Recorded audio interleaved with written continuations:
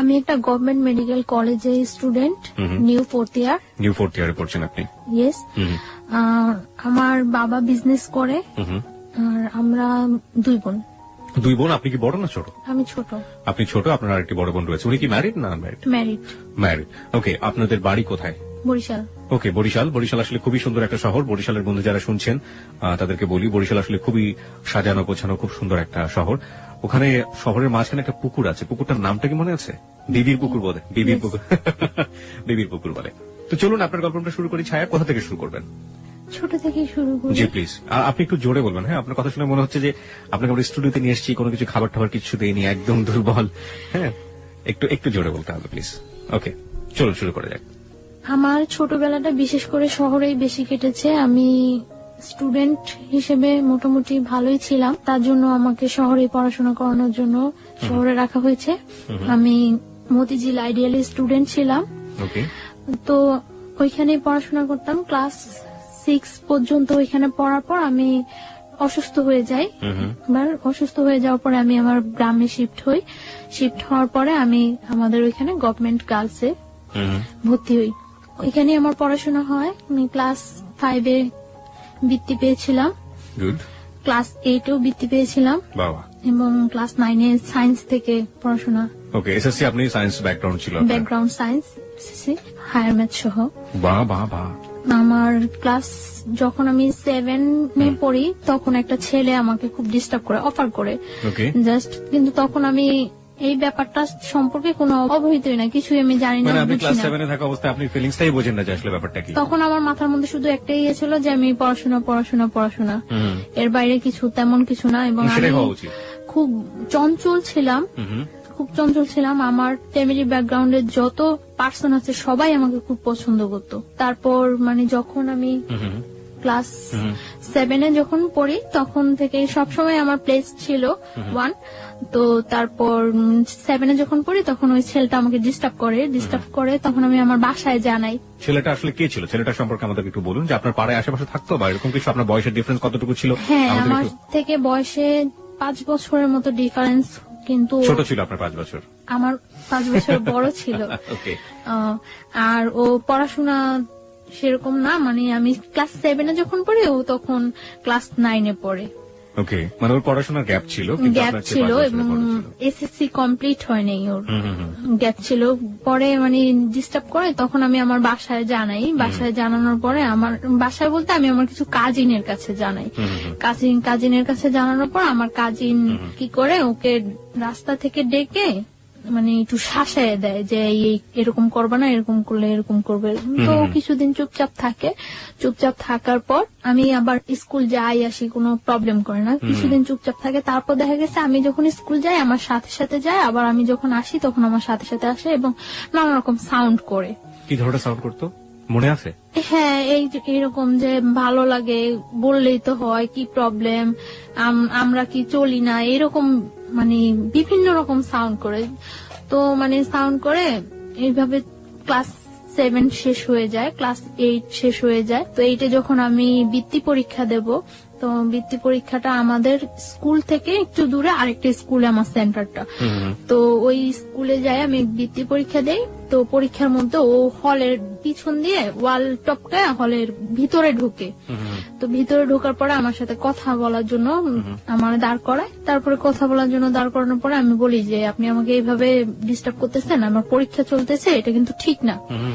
তো তারপর আমি বাসায় এসে ফার্স্ট তো আমার কাজিনদের কাছে আমি আবারও বলি।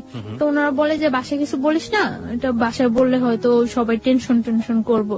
তো ওনারা আবার ওকে ডাইকা বলে যে তোমার একবার শাসাই দিলাম, ইয়ে হয় নাই, আরেকবার এরকম করলে কিন্তু একেবারে মাইরাটে পাটা ভাঙিয়ে দেবো, এরকম ভেঙে দেবে, এরকম কিছু বলে। কারা বলতো? আপনার কাজিন বলতো? কাজিনরা বলতো। ছেলে আপনার বাবা মাকে কাউকে জানাই না, মানে আমার কোনো প্রবলেম হলে আমি ওদেরকেই জানাইতাম। আপনি বাবা মাকে কেন জানাতেন না এটা আমাদের একটু বলবেন? হেজিটেট ফিল করতেন নাকি কোনো ভয় পেতেন, না কোনো সমস্যা? হ্যাঁ, হেজিটেট ফিল করতাম। দ্বিতীয়ত আমার আব্বু খুব একটু সেনসিটিভ টাইপের লোক, মানে কোনো ভেজাল বা আমাদের ওইখানে যে আমার আব্বুকে পছন্দ করে না এরকম কেউ নাই। তো তার জন্য আমি আমার আব্বুকে কিছু বলতে পারতাম না। আমার আব্বুকে আমি অনেক ভয়ও পাইতাম, কিছু বলতাম না। মানে আপনি আপনার আব্বুকে অনেক ভয় পেতেন? আর আপনার মা? আমার মাকেও আমি কিছু বলিনি, কারণ আমি যে কোনো প্রবলেম পড়লে ওদেরকে বললে এটা সলভ হয়ে যায়। এখানে আমি একটু নোট করতে চাই সবাইকে, দেখবেন যে এই বয়সে, বিশেষ করে ও কিশোরী বয়স, ক্লাস 7 এর কথা বলছে, এই সময়টায় বাবা কিংবা মা তার সন্তানের সবচেয়ে ভালো বন্ধু হওয়া প্রয়োজন। দেখুন, ওর জীবনে কিন্তু অনেক বড় একটা ঘটনা ঘটে যাচ্ছে এবং সেটা ও তার কাজিনদেরকে বলছে। সমস্যা কিন্তু জট পাকাচ্ছে, যেটা যদি বাবা মাকে বলতো তাহলে হয়তো সমস্যাটা অন্যভাবে হলেও সেটা সমাধান হতে পারত, কিন্তু সে তার বাবা মাকে বলেনি, কারণ তার বাবা এবং তার মা তার ক্ষেত্রে খুব বেশি ফ্রেন্ডলি না। খুব বেশি ফ্রেন্ডলি না হলে এই ঘটনাগুলো বা এই গল্পগুলো আসলে বলা যায় না। যাই হোক, তারপরে কি হলো?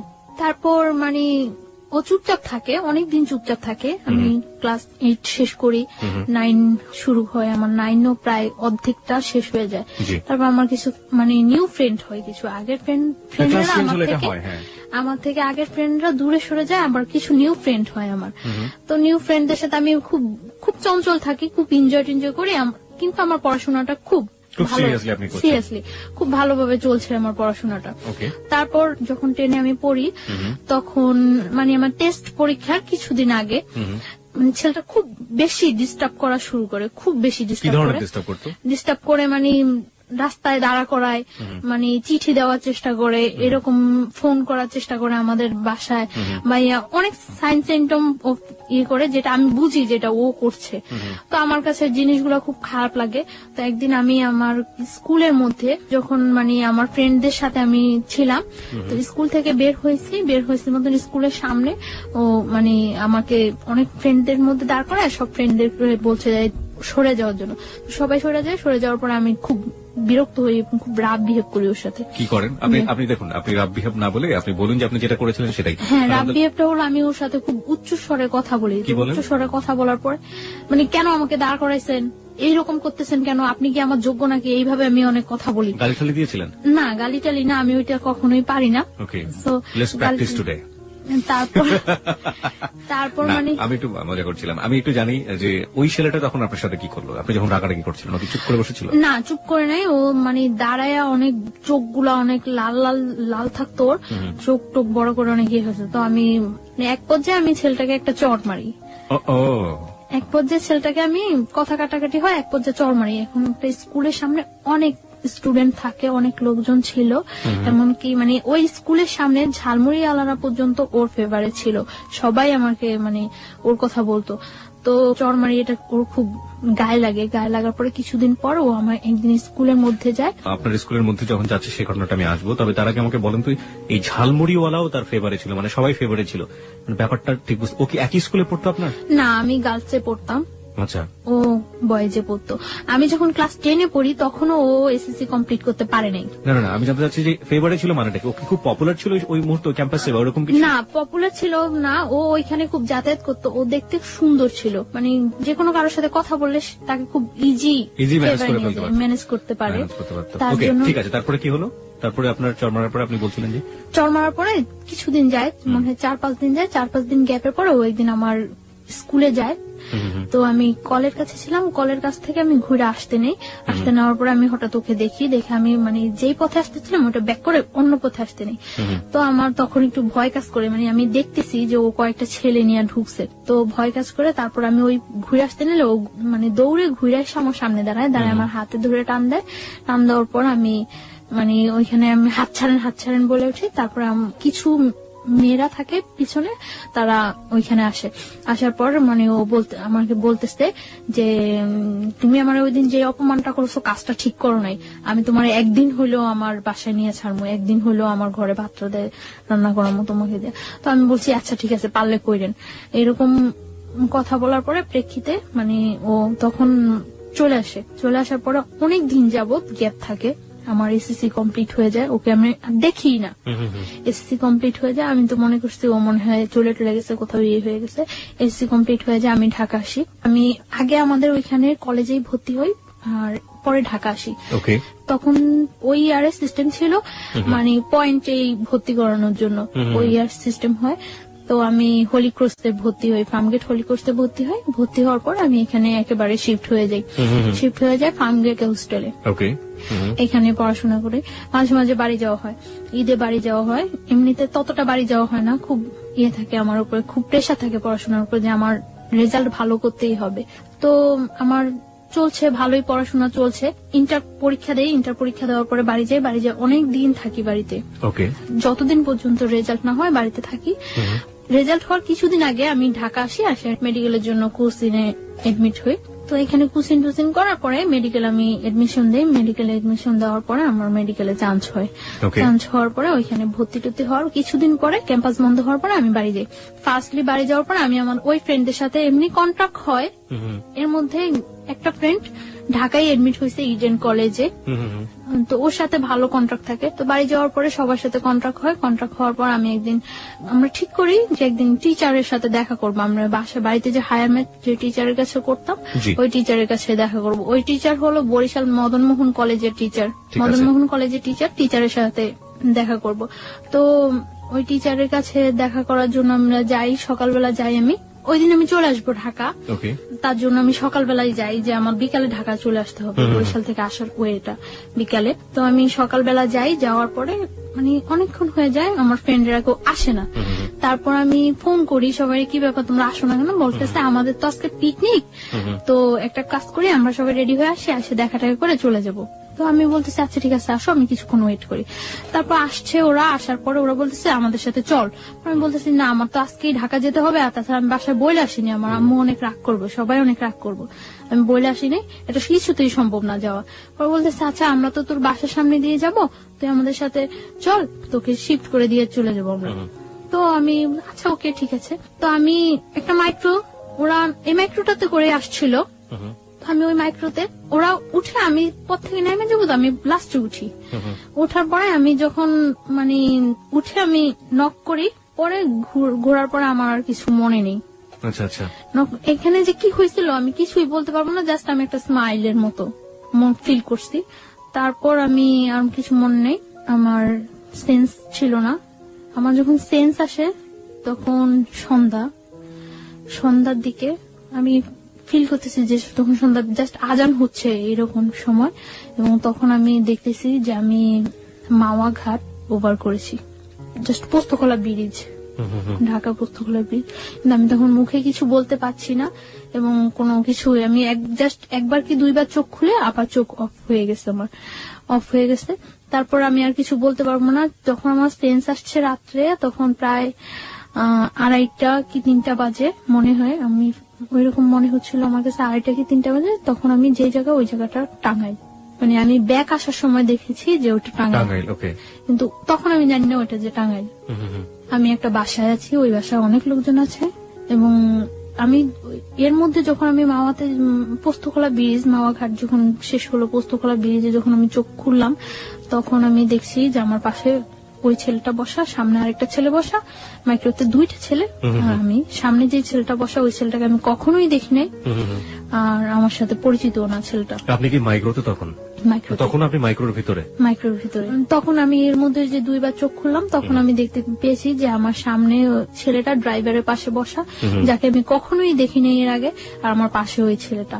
এবং তারপর তো রাত্রে আমি যেই বাসায়, যখন আমার সেন্স আসে তখন আমি ওই বাসায়, এবং আমি দেখি যে আমার চারপাশে অনেক লোকজন, ওই বাসার অনেক মেম্বার, বাট আমি তাদের কাউকে তো কখনোই দেখিনি, চিনিও না। তারপর আমি জিজ্ঞাসা করলাম যে আমি এখানে কেন আসছি এবং কিভাবে। তারপর বললো যে তুমি এখানে কোনো শব্দ করবে না, সাউন্ড করবে না, এখানে যদি কোনো সাউন্ড করো তোমারই কিন্তু প্রবলেম হবে, তো এখানে কোনো সাউন্ড টাউন্ড করবে না, চুপচাপ শুয়ে থাকো। তারপর বললাম যে কেন আমি চুপচাপ শুয়ে থাকবো, আমি এইখানে আসলাম কিভাবে, আমি তো এখানে আসা না, আমার তো আজকে ঢাকা যাওয়ার কথা। তারপর বলতেছে তুমি ঢাকায় আসো, প্রবলেম নাই। ওই বাসায় একটা মহিলা বলতেছে আমাদের, তুমি ঢাকায় আসো, প্রবলেম নাই, চুপচাপ শুয়ে থাকো, আমরা কিন্তু লোক বেশি ভালো না, বেশি সাউন্ড করবা একেবারে জবাই করে দেবো। আমি তারপর চুপচাপ শুয়েছিলাম। সকাল হওয়ার পর আমি দেখলাম যে ওই ছেলেটা আসছে ওই বাসায়, ওই বাসায় ছিল না, আমি ছিলাম ওই বাসায়, আসছে। এবং আসার পরে মানে এতক্ষণ তো আমি সবার সাথে কন্টিনিউ ছিলাম, আসার পরে আমাকে একটা রুমে আলাদা করে মানে বসিয়ে আমার হাত পা বেঁধে দেওয়া হয়েছে। বেঁধে তারপরে ও বলতেছে এবার বুঝছো আমার সাথে খারাপ ব্যবহার করার কি ফল, আমি তো তোমার আগেই বলছিলাম যে আমার সাথে রাফ বিহেভ করে কিছু করতে পারবো না, আমার সাথে খারাপ ব্যবহার করার ফল বুঝছো। আমি বলছি যে আপনি কেন নিয়ে আসছেন আমাকে এখানে। পরে বলতেছে দেখো আমি তোমার নিয়ে আসছি, আমি তোমার কোনো ক্ষতি করবো না, তুমি আমাকে বিয়ে করো, সবকিছু ঠিক হয়ে যাবে, তুমি বিয়ের কন্ডিশনে তুমি যেটা বলবো সেটাই ওকে। পরে আমি বলছি কেন আমি আপনাকে বিয়ে করব? আমি তো আপনাকে বিয়ে করার প্রশ্নই জাগে না।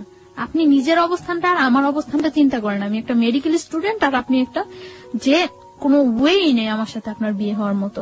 আমি কেন আপনাকে বিয়ে করবো? আপনি যে আমাকে এখানে তুলে নিয়ে আসছেন, এটা যদি কেউ জানে আপনার যে কি অবস্থা হবে একবার চিন্তা করছেন? পরে বলতেছে আমি তো তোমাকে তুলে নিয়ে আসছি, এটা তো কেউ জীবনে জানবো না, সবাই তো জানে তুমি আমার সাথে পালায় চলে আসছো। আমি বলছি হোয়াট, আমি আপনার সাথে পালায় আসছি মানে? পরে বলতেছে তোমাকে আমি নিয়ে আসছি তখন সকাল 8:30, আর 9:30 মধ্যে অত্র এলাকার এমন কোন লোক নেই যে জানে যে তুমি আমার সাথে পালায় আসছো। আমি মানে কি? পরে বলতেছে এটাই, তুমি তো এটাই বুঝলা না আমি যে কি করতে পারি। তোমাকে আমি নিয়ে আসার পরে আমার বন্ধু বান্ধব হইতে সবাই এলাকায় পাবলিশ করে দিছে যে আমি তোমার সাথে, তুমি আমার সাথে পালায় আসছো, আর তোমার সাথে যে আমার আগে থেকে একটা ইয়ে হইতেছিল এটা তো সবাই জানে। পরে আমি বলতেছি আশ্চর্য, এই কথা কেউ বিশ্বাস করবে না যে আমি আপনার সাথে পালায় আসছি। আমি আপনার সাথে পালায় আসতে যাবো কেন? পরে বলতেছে কেউ বিশ্বাস করবে না, কিন্তু করানো হয়েছে, সবাই এখন জানে যে তুমি আমার সাথে পালায় আসছো, বিশ্বাস করো না। তারপর ও কয়েকটা নাম্বারে ফোন দিল, ফোন দিয়ে সবাই একই কথা বলতেছে, মানে ওর পরিচয়টা ও না দিয়ে জিজ্ঞাসা করতেছে যে ওই মেয়েটার সম্পর্কে এই কথাটা শুনলাম, ওই মেয়েটা নাকি পালাই গেছে, এরকম এরকম সবাই একই কথা বলতেছে, হ্যাঁ মেয়েটা পালাই গেছে, কত খারাপ মেয়ে, বাবা কত কষ্ট করে পড়াশোনা করেছে, খুব বিশ্রী বিশ্রী কমান্ড করতেছে সবাই আমার সম্পর্কে। আমি কান্না শুরু করে দিচ্ছি। পরে বলতেছে কান্না করে কোনো লাভ নেই, যা হওয়ার হয়ে গেছে, তুমি মাইনে নাও, বিয়ে করো। আমি জীবনেও না। তারপর ও চলে গেছে, চলে যাওয়ার পরে দুপুরে আমাকে খাইতে দিচ্ছে, এই পর্যন্ত আমাকে কোনো কিছু খাইতে দেয়নি, দুপুরে আমাকে ওই বাসায় খাইতে দিছে শুটকি, বেগুন, ভাত খাইতে দিছে, যা আমি কখনোই খাইনি এর আগে। খাইতে দেওয়ার পর আমি খাই নাই, না খাওয়ার পরে ও এসে আমার বলতেছে সোজাসুজি খাও, না হলে কিন্তু মারবো। আমি বলছি আপনি আমাকে মারবেন কেন? আপনি মারার কি আমাকে? আমাকে আমার বাবা মা পর্যন্ত কখনো টাচ করে নেয় আর আপনি মারবেন? পরে বলতেছে আমি মারার কে, তুমি দেখবা। পরে বলতেছে খাও। পরে আমি বলছি না আমি খাবো না, আমি এই খাবার খাবো না। পরে বলছি কি খাইবা? আমি বলছি আমি কিচ্ছু খাবো না, আমার বাড়িতে নিয়ে আসেন, আমার বাড়িতে দিয়ে আসেন। আপনারা আমার বাড়িতে না দিয়ে আসেন, আমার বাড়ি কারোর সাথে কন্ট্যাক্ট করতে দেন, সে এসে আমার বাড়ি থেকে লোকজন এসে আমাকে নিয়ে যাবো। ইম্পসিবল, তুমি তো তোমার বাড়ি থেকে আর কখন জীবনেও কন্ট্যাক্ট করতে পারবে না, তুমি আর জীবনেও তোমার বাড়ি কারোর কাছে যাইতেও পারবো না, কন্ট্যাক্ট করতে পারবে না। তারপর চলে গেছে, তো আমি আর কি বলবো, চুপচাপ ছিলাম, আমি খাইনি। তারপর রাত্রে আবার আসছে, রাত্রে এসে বলছে তুমি চিন্তা করছো, ডিসিশন নিছো, কি করবা? আমি বলছি ডিসিশন নেওয়ার কিছু নেই, আমার পক্ষে আপনাকে বিয়ে করা সম্ভব না, আর আগে তো যা ছিল এখন তো আরো আগে সম্ভব না। আপনি কত বড় একটা অপরাধ করছেন, আপনি আমার তুলে নিয়ে আসছেন না জানে, তারপর আনছেন টানছেন সবার কাছে আবার এটা প্রকাশ করে দিচ্ছেন আমি আপনার সাথে পালাই আসছি, কত খারাপ কাজ করছেন, ইম্পসিবল, আমি আপনাকে কখনোই বিয়ে করবো না। পরে বলতেছে তুমি বিয়ে করবা, পরে তুমি আমার সাথে সংসারও করবা, আমার কাছেই থাকবা তুমি। বলছে না আমি কখনো এই কাজ করবো না, আমি আপনার বিয়ে করবো না, আপনি যদি আমার মায়েরাও ফেলান তারপর আমি আপনাকে বিয়ে করবো না। তারপর বললো মায়েরা ফেললো বিয়ে করবো না, না আমি বলছি না করবো না। তারপর বলতেছে যে খাও, এখন ডিম ভাজি আর ভাত নিয়ে এসছে খাওয়ার জন্য। যে জায়গায় নিয়ে গেছে ওই ফ্যামিলিটা ততটা এস্টাবলিশড ফ্যামিলি না, কিন্তু মানে লোকগুলা খুব ভালো না, এটা আমার কাছে আমি ফিল করতে পারছি যে লোকগুলো খুব ভালো না। তারপর বলতেছে খাইবা না? পরে আমি বলছি না খাবো না। তারপরে তখন আমার অনেক মানে চুল ছিল, বড় চুল ছিল, আমি তখন বোরকা পরি না, চুল ছিল। তখন বলতেছে যে এখন যদি আমি তোমার চুলগুলি সব কাটে দিই তারপর কি তুমি খাইবা? আমি বলছি আপনি আমার চুল কাটবেন কেন? তোমার চুল কাইটা, তোমার চুল একেবারে মানে চুরি করলে মানুষ যেভাবে চুল কাটে ওইভাবে চুল কাইটা তোমার যদি একেবারে চেহারা নষ্ট করে সব ইয়ে করে যদি তোমার রাস্তায় ছেড়ে দেয় তারপরে কেমন হইব? তার চেয়ে বরং তুমি স্বাভাবিক আমাকে বিয়ে করো, বিয়ে করার পরে তুমি যদি পড়াশোনা করতে চাও, সব যা করতে চাও সবকিছু ঠিক আছে, আমি তোমার পড়াশোনা করাম। না আমি আপনাকে বিয়ে করবো না। পরে এভাবে আরো 2-3 দিন চলে গেল, হ্যাঁ না খাওয়া, আমি খুব উইক হয়ে যাচ্ছি, না খাওয়া 2-3 দিন চলে গেছে।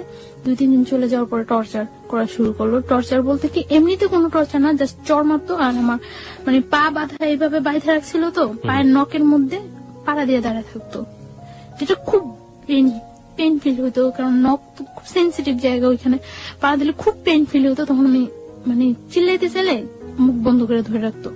তো এইভাবে প্রায় 7-8 দিন চলে গেছে, 8 দিন 9 দিনের দিন, 9 দিনের দিন আমি মনে ইয়ে করছি, নিজে নিজে ইয়ে করতেছি যে এখান থেকে আমার, যেহেতু আমার ফ্যামিলি কেউ জানেই না আমি কোথায় আছি, আর এখান থেকে আমার খুঁজে বাই করা সম্ভব না যে আমি এইখানে আছি, যে খুঁজবো তারা খুঁজে যে বাই করবো, তারা কি আমার আদৌ খুঁজতেছে না এইটাই মনে করতেছে যে আসলে আমি পলাই গেছি, সেটাও তো আমি জানি না যে আমি কিভাবে শিওর হম যে হ্যাঁ আমার তারা খুঁজতেছে, তারা আমার খুঁজে নিবো, এই আশায় যে আমি বসে থাকবো, কিভাবে আমি শিওর হবো।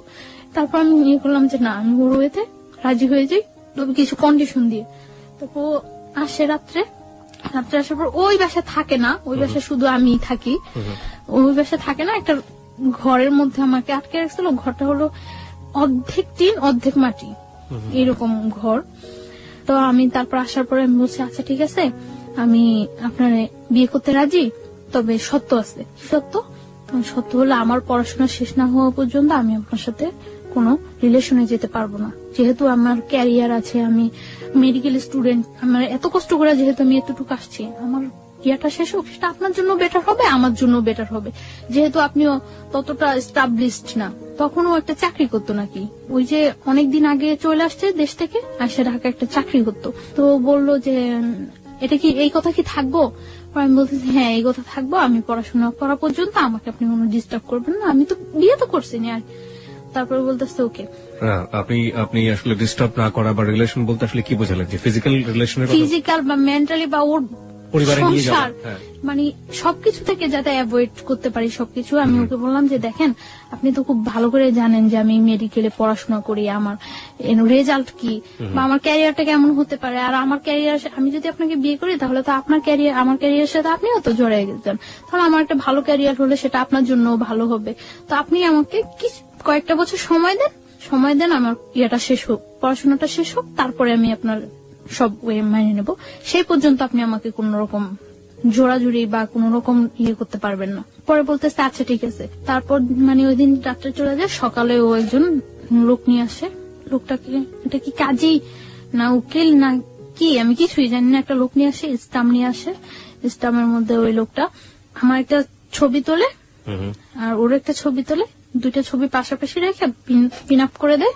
পিন আপ করে ওই লোকটা স্টাম্পে যে কি লেখে সেটাও আমি জানি না, জাস্ট স্টাম্পের মধ্যে আমি সই করে দেই। তাও আমি মানে সই করার সময় ভাবতেছি যে আমি কি সই করব না করব না করব না করব না, ওটা সারা জীবনের প্রশ্ন, কি করব আমি। তখন আমি সই করার সময় ভাবতেছি, তখন ও আমার একটা চড় মারলো লোকটার সামনে একটা চড় মারার পরে বলতেছে যে আগেই তো কথা হয়ে গেছে, এখন আবার এরকম করার কি আছে। লোকটা মনে করতেছে না যে আমি তোমার জোর করে নিয়ে আসছি। পরে আমি আমার ফুল নেমটা অর্ধেক লিখি আর বাকিটা লেখি না। ফুল নেমের অর্ধেক লিখি, ও সই করে দেয়। সই করে দেওয়ার পর ওই দিনই মানে সকালে 8টার দিকে ইয়ে হয়, 9টার দিকে ওই বাসা থেকে বের হয়ে আসে, নিয়ে আসে। বাসা থেকে বের হওয়ার পরে যখন বাসে উঠি তখন দেখি যে এটা টাঙ্গাইল। তো ঢাকা নিয়ে আসে, ঢাকা নিয়ে আসার পরে আমি ওই দিনই ঢাকা, আমি আমার হোস্টেলে চলে যাই। আমি বলি যে আমি আমার হোস্টেলে চলে যাই, আপনার সাথে বিয়ে তো হয়ে গেছে জাস্ট। আমি হোস্টেলে উঠি। হোস্টেলে ওঠার পরে 2-3 দিন ভালো যায়, কোনো ইয়ে করে না। আমি আমার ফ্যামিলির সাথে যোগাযোগ করার চেষ্টা করি যে কি করব আমি এখন। আমার ফ্যামিলির সাথে যোগাযোগ করার জন্য অনেক চেষ্টা করি, বাট আমার ফ্যামিলির সাথে কোনো কন্ট্যাক্ট করতে পারি না। কেন পারেন না? মানে বাড়ির যে নাম্বারটা, ওই নাম্বারটা অফ থাকে, ওই নাম্বারটা অফ। আর অন্য কোন নাম্বার আমার কাছে মনে নেই, আমার মানে ইয়া থাকে না। তারপর আমি অনেক ট্রাই করার পরে আমি আমার মানে দুলাভাইয়ের সাথে, বোনের হাজবেন্ডের সাথে যোগাযোগ করি। যোগাযোগ করার পরে উনি বলতেছে যে আচ্ছা যা হয়েছে তো হয়ে গেছে, কেউ বিলিভ করে না যে তুমি ইয়ে করছো, তোমার নিয়ে গেছে, সবাই এটাই বিলিভ করে। আর দেখো গ্রাম তো, সমাজ তো, সবাই একটাই জিনিস বিশ্বাস করে যে তুমি ইয়ে করছো, চলে গেছো। আর এখন যদি তুমি ফিরে আসো, এটা মানে কেউ মাইনা নিব না, কেউ মাইনা নিব না, এটা সবাই তোমার বরং ধিক্কার দিব। তো আমি তারপর বুঝে বলি, অনেক বলি, বলার পরে আমি ট্রাই করি আমার ফ্যামিলির কাছে ফিরে যাওয়ার জন্য, কিন্তু তারা কেউ আমাকে নেওয়ার ইয়ে করে না। তখন আমার যে দুলাভাই, ওনার সাথে আমার বোনের জাস্ট ইয়ে হয়, এঙ্গেজ হয়, বিয়ে হয় না। তখন বলে যে দেখো এইটার কারণে হয়তো তোমার বোনের অনেকটা ইয়া ফিল করতে হতে পারে। তো উনি এই কথা বলার পর আমি মানে চুপচাপ থাকি। তারপর উনি বলে যে তুমি যেভাবে আসো ওইভাবে থাকো, তোমার যতটা হেল্প প্রয়োজন সব আমি করব, কেউ ইয়ে করবে না। তোমার হেল্পের প্রয়োজন, আমি যতটা ইয়ে করার প্রয়োজন আমি করব, তুমি পড়াশোনা করতে থাকো, আমি ট্রাই করব তোমাকে যথাসম্ভব বাহিরে পাঠিয়ে দেওয়ার জন্য। কারণ তুমি বাহিরে গেলে গিয়ে তো ওরা আয়ত্তার বাইরে চলে যাবে। জানালেন না ব্যাপারটা? হ্যাঁ জানাই, কিন্তু তারা কেউ আমাকে নেওয়ার জন্য আগ্রহ ফিল করে না। আপনি আমাকে একটু বলেন তো, খুলেই বলেন যে আপনি ফার্স্ট কখন বাবা মাকে জানালেন, কি রিয়াক্ট করলো, আমি একটু জানতে চাই। This is a very important part of this story. হ্যাঁ, আমি যখন মানে ঢাকা আসি হোস্টেলে উঠি। হোস্টেলে ওঠার পরে তখন আমার কাছে কোনো টাকা পয়সা কিছুই থাকে না। তো হোস্টেলে ওঠার 2-3 দিন পরে আমি আমার একটা ফ্রেন্ডের নাম্বার থেকে আমার বাড়িতে ফোন করি। ফোন করার পরে বাড়ির নাম্বারটা অফ। এভাবে আরো 4-5 দিন চলে যায়, আমি কারোর সাথে কন্ট্যাক্ট করতে পারি না।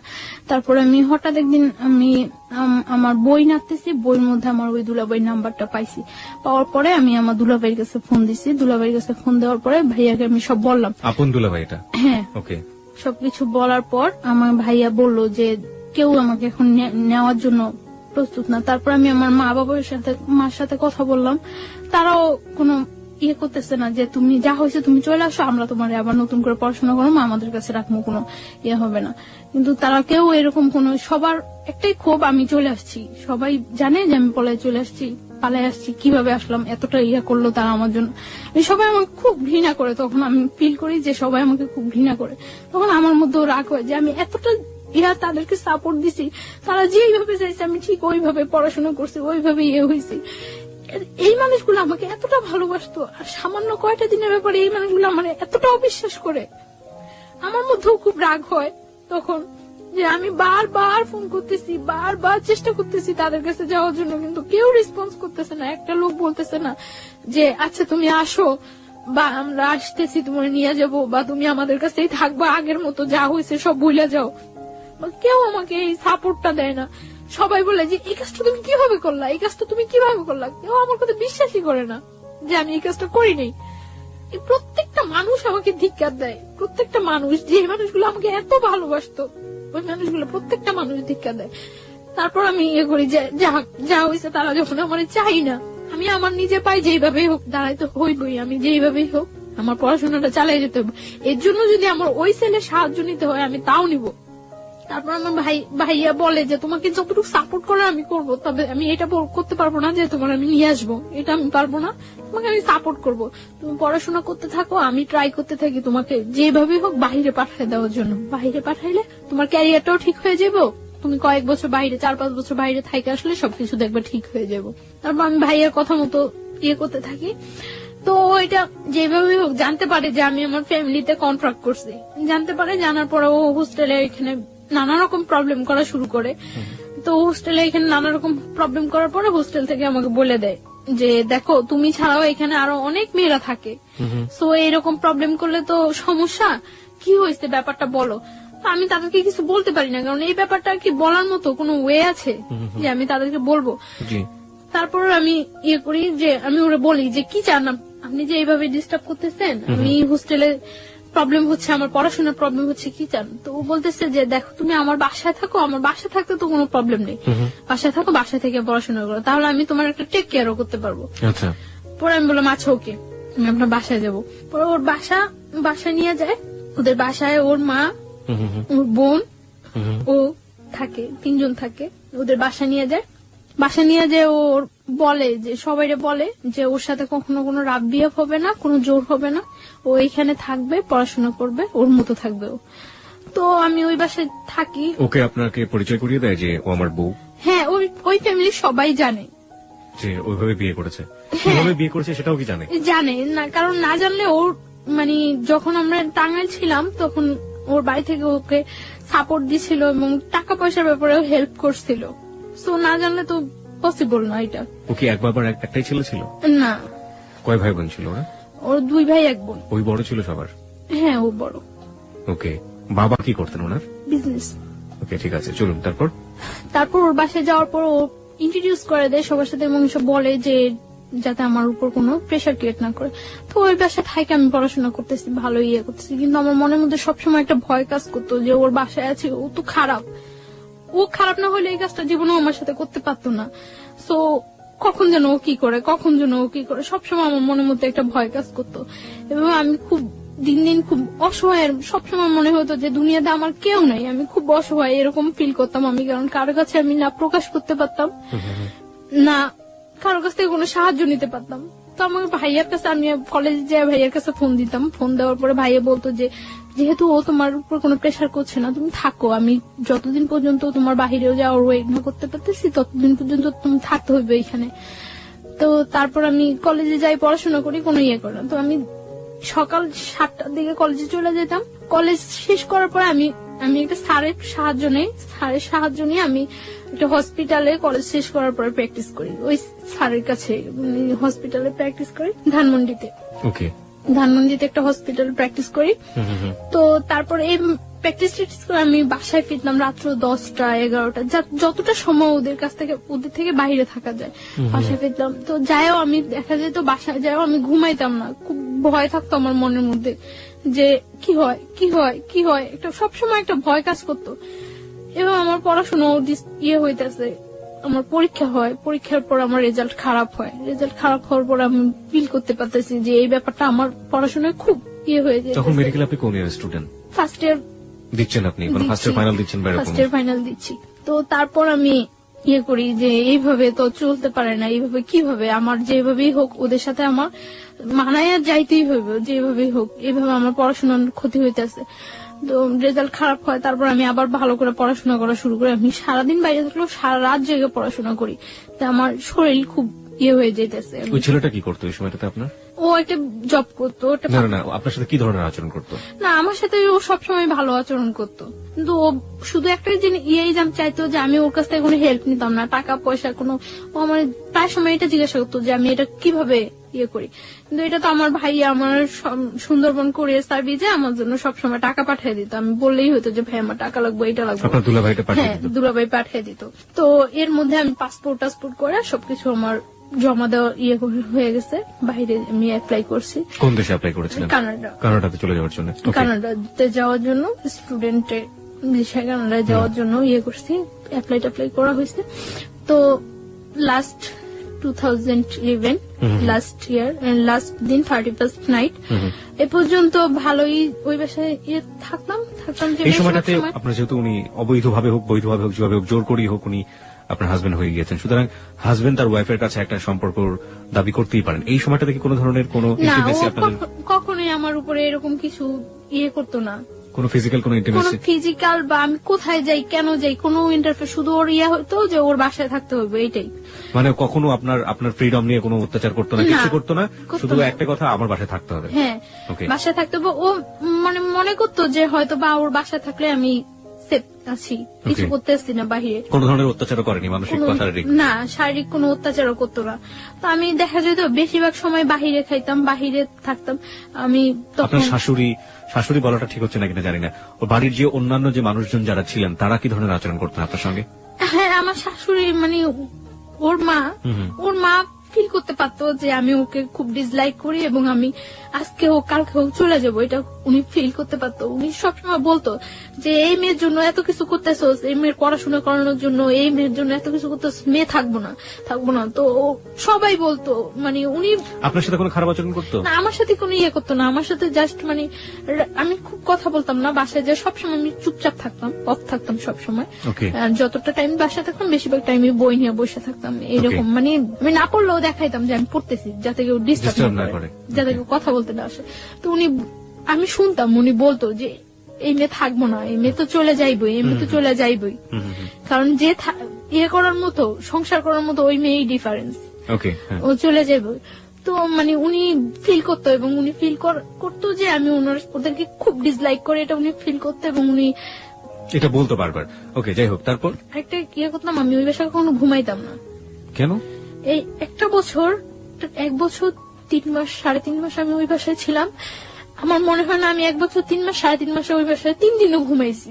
কখনো আমি ঘুমাইতাম না। আমার মনের মধ্যে এটা ভয় কাজ করতো, হয় আমার মায়ের ফেলাইবো, না আমার সাথে জোর করে কিছু করবো, এরকম একটা ভয় সবসময় মনের মধ্যে কাজ করতো। যেই ছেলে আমার ধরে নিয়ে আসতে পারে, বাইন্ধা রাখতে পারে, তুলে আনতে পারে, সেই ছেলের পক্ষে পসিবল না এমন কিছুই নেই। আপনি বলছিলেন যে রাতের বেলা ঘুমোতেন না, আপনি এরকম একটা অবস্থার বর্ণনা দিচ্ছিলেন। তারপরে রাতে কি কখনোই ঘুমাতাম না ওই বাসায়, খুব কম সময়। মনে হয় না আমি এই 1 বছর 3 মাস 3.5 মাসে 3 দিনও ঘুমাইছি।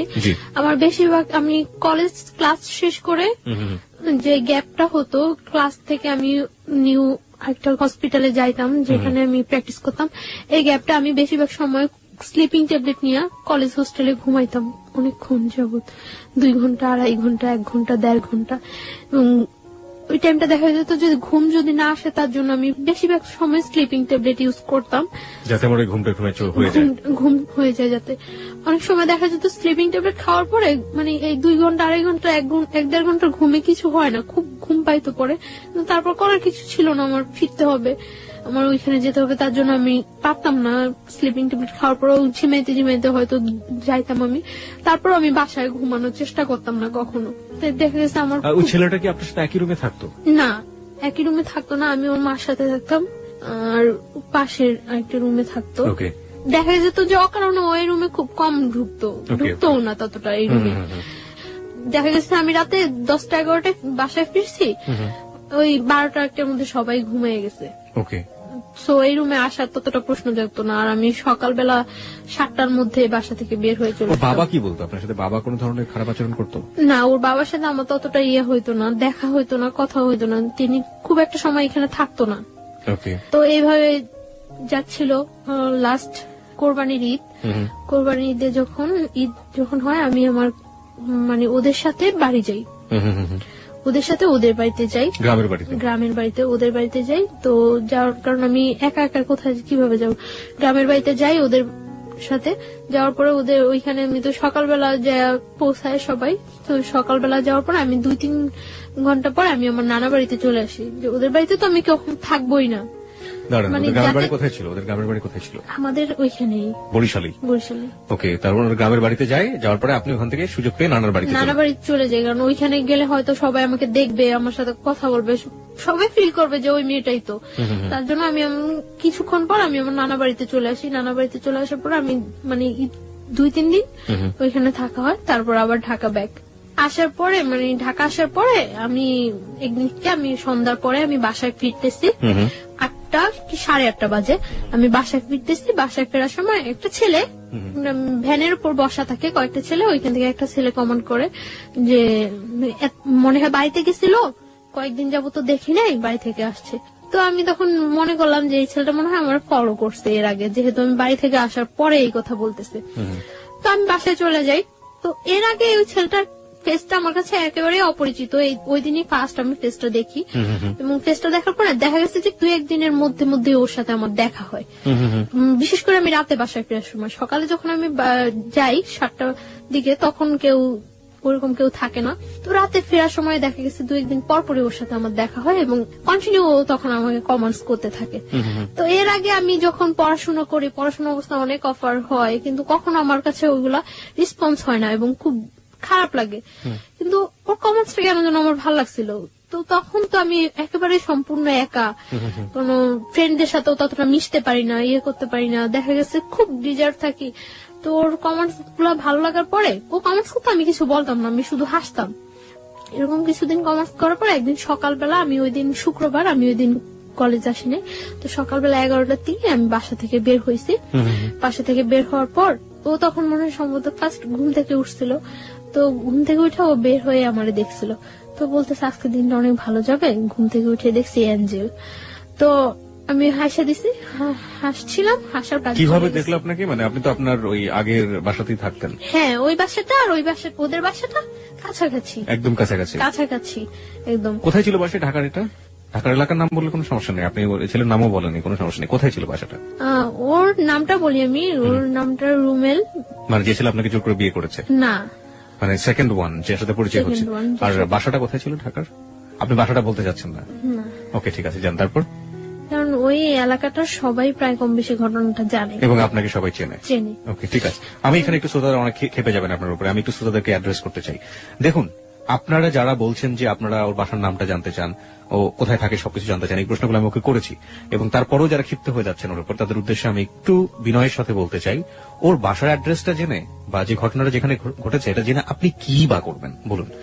আপনার এখানে বলতে চাচ্ছি না এই কারণে যে আমি তো সম্পর্কটা থেকে এখনো বিচ্ছিন্ন না। এক্স্যাক্টলি, আমরা গল্পের শেষ পর্যন্ত যাবো, সেটা আপনি আগে থেকে কিছু বলে দিন না। আমরা একটা জিনিস বলি আপনাকে, সেটা হচ্ছে তাদেরকে বলবো যে প্লিজ আমরা গল্পটা থেকে সবাই যে জিনিসটা নেবার চেষ্টা করবো সেটা হচ্ছে মোরাল লেসনটা আসলে কি, ভুলটা আসলে কারা কারা করেছে, কোন কোন জায়গাগুলোতে ভুল হয়েছে, বাসার ঠিকানা জেনে কিংবা ওর পার্সোনাল লাইফ সম্পর্কে আরো বেশ কিছু জেনে, ও কোথায় থাকে সেটা জেনে আসলে ওর কতটুকু কিওর আমরা করতে পারবো।